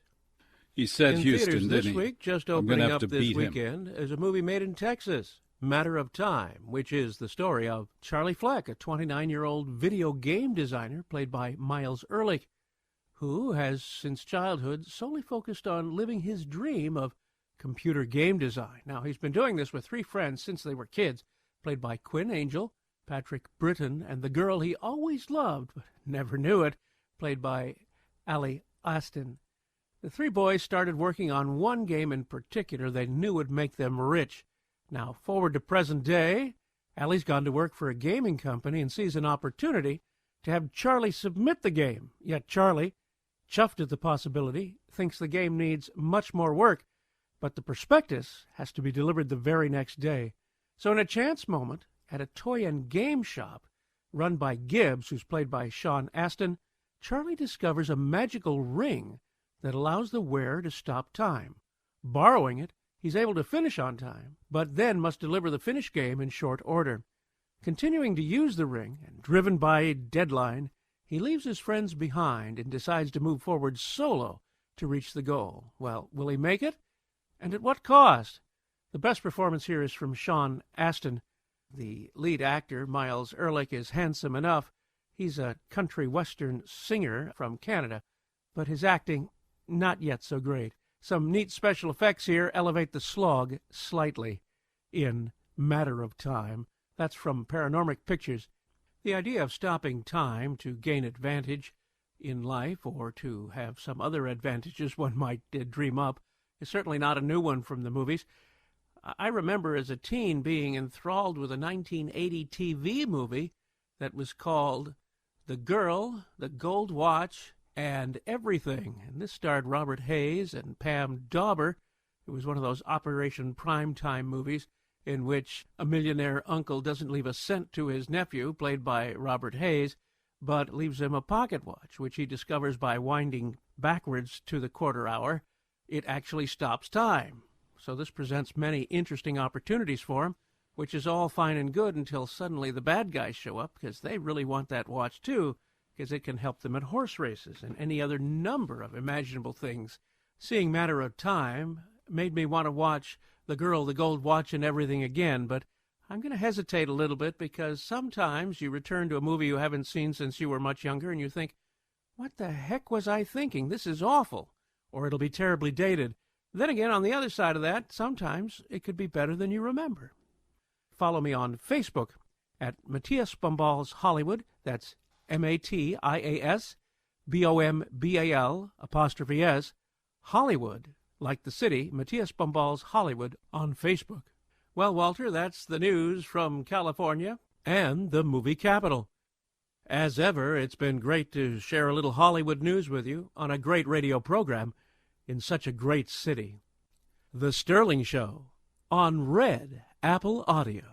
Is it possible that Walter Sterling is actually on the Red Apple Audio Network, including the giant affiliate WABC?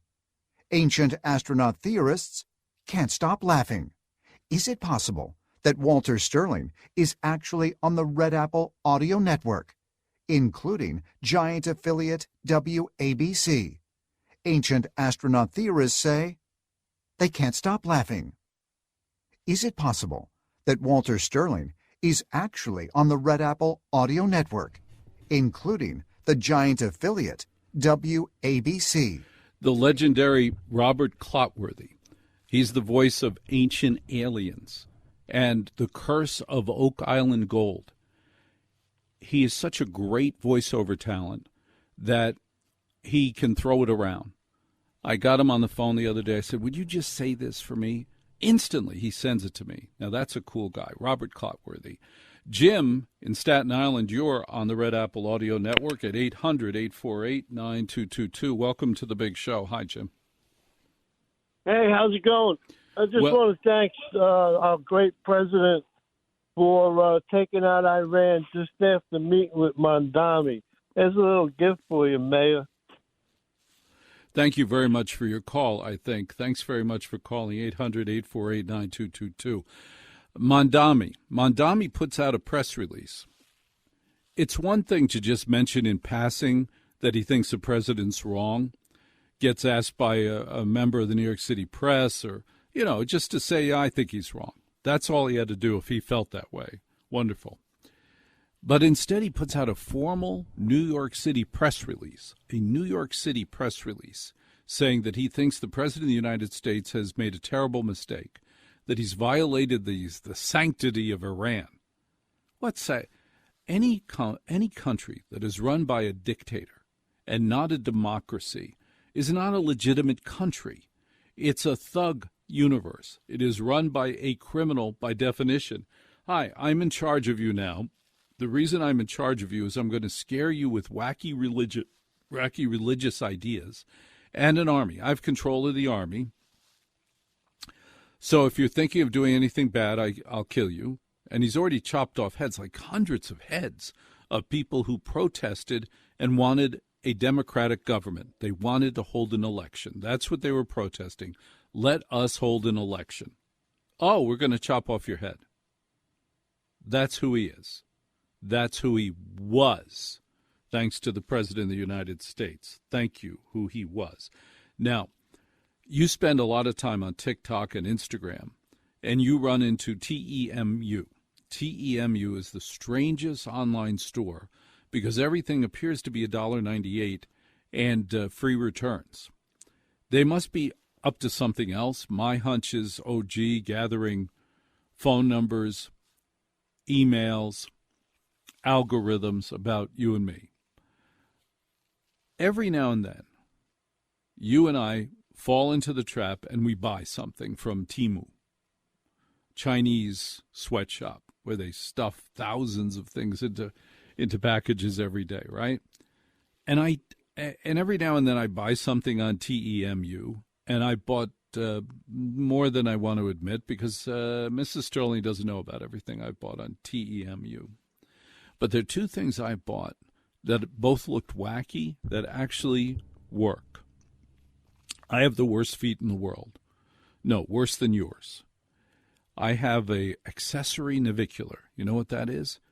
My doctor, my foot doctor said, you have monkey bones. You have a monkey bone. And he said it with an accent. You have a monkey bone. I have an extra bone in each foot. That's what it's an accessory. Navicular bone above the arch. No need to give you too much information. Trust me, it's uncomfortable. I needed orthopedic shoes when I was 12, but there were two great advantages I hadn't realized till later in life. It would have kept me out of the draft. Sorry, I'm a patriot. I support our military. I didn't want to go to Vietnam. Call me crazy. You went to Vietnam. Respect, respect, respect. Love to hear from you. But I didn't want to go to Vietnam. It would have kept me out of Vietnam. More importantly, though, and I think you can appreciate this, and it doesn't make me not patriotic when I admit this to you, it kept me out of gym. Anytime I wanted to get out of phys ed, I could point to these feet, got me out of it. Great. But they hurt a lot. I see on Temu and on TikTok these weird arch supports that are multicolored. I'd never seen multicolored arch supports loaded with magnets. They're loaded with magnets. Anytime online I see a copper something or something that's magnetized, I know it's a scam. I know it's a charlatan device. In the 1800s, the medicine men would go through the country. They'd sell copper bracelets, and they'd sell magnetized things that were supposed to cure everything. And none of them worked, right? It was all a scam.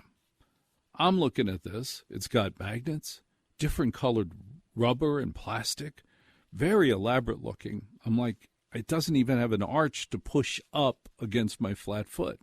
Do you have flat feet? Good luck to you. It worked. My feet have never been more comfortable than with the wacky from Japan arch supports that I saw on TikTok. All right, now the big one they're pushing on TikTok. You may have seen this. The big one they're pushing on TikTok is a powder that I pour into the drain, and instantly the most clogged drain imaginable drains. Have you seen that? The most clogged drain you could ever imagine drains instantly. Ladies and gentlemen, I have 3 daughters. You know the problems with my drains right there. You know exactly what problems I have with my drains, don't you? 3 daughters. Oh, did I mention they're teenage daughters? Do teenage daughters ever clean up after themselves in any way? No. No. They assume daddy will do it, and I'm so stupid I do. I have 3 teenage daughters. There's always a drainage problem. I ordered this powder because every 6 months we had to call in the plumber for the bathtub. And the plumber is $150 easy every time. And I don't know what the drummer. I don't know what the plumber does, but I know it's $150, and then the drain drains for 6 months, and then I have to call him again. This time I'm like, well, for $9 I can get this white powder, which I later came to learn was lime, and pour it in the drain and see what happens. Son of a gun. I get this white powder, I pour it in the drain, and boom, just like on the videos, an explosion, an instant explosion, and the drain drains. All the trouble with my teenage daughters vanished down the drain. I couldn't believe it. Everything else I've ever bought on Temu or TikTok, total scam. Doesn't work, doesn't do what they said it would, but the powder to drain the drain, amazing. But that's not my parting message to you, because we've learned a lot tonight, haven't we? We've learned there's a secret space program on Mars and the moon from Dave Scott, a known Canadian, at spacedoutradio.com. We learned that there was another burn, not just in Star Trek. There was the burn through the Midwest. The Great Chicago Fire was not as great as the destruction to other Midwest cities the same day. And this was never reported, never covered, never put together, because in the other cities outside of Chicago, the death was greater. The death tolls were much higher. But why wasn't that reported? Because it seems that the reason for those death tolls and the reason those cities caught on fire was because of a meteorite. And our government doesn't want to know from meteorites, doesn't want to know from comets.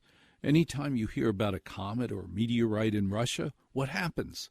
We don't hear about it because a comet or a meteorite is bigger than our government.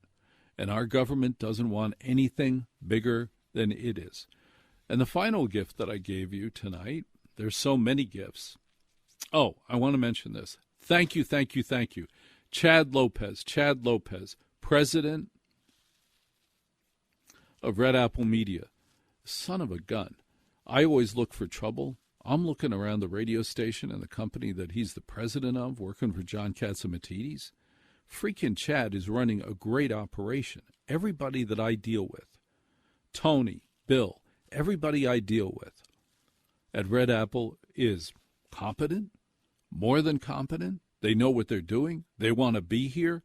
That's not the way it is at most radio stations. At most radio stations, I'm asked, can you help me get another job? At most radio stations, I'm told about the many problems. Nobody at Red Apple has told me about any problems, and I'm looking around and I can't see any. Plus what, Bill, Tony? Free food. There's an abundance of free food in the dining area. It's fantastic. It is one of the many benefits of having a radio station owned by a king of supermarkets. The man owns a chain of supermarkets in New York City, the original chain of supermarkets in New York City. Oh, my gosh, great food. John Catsimatidis, thank you. Chad Lopez, thank you. And go to TikTok and look up JUMO, and then send me a thank you note to Walter M. Sterling at Gmail. You will thank me. JUMO, Walter M. Sterling, Gmail, Red Apple Audio Network. If you're looking to create, grow, and sustain your wealth, download and subscribe to the Pain Points of Wealth podcast at BeBullish.com with Bob, Ryan, and Chris Payne. It's your podcast for market insights, money tips, and real talk on the economy. Download and subscribe at BeBullish.com.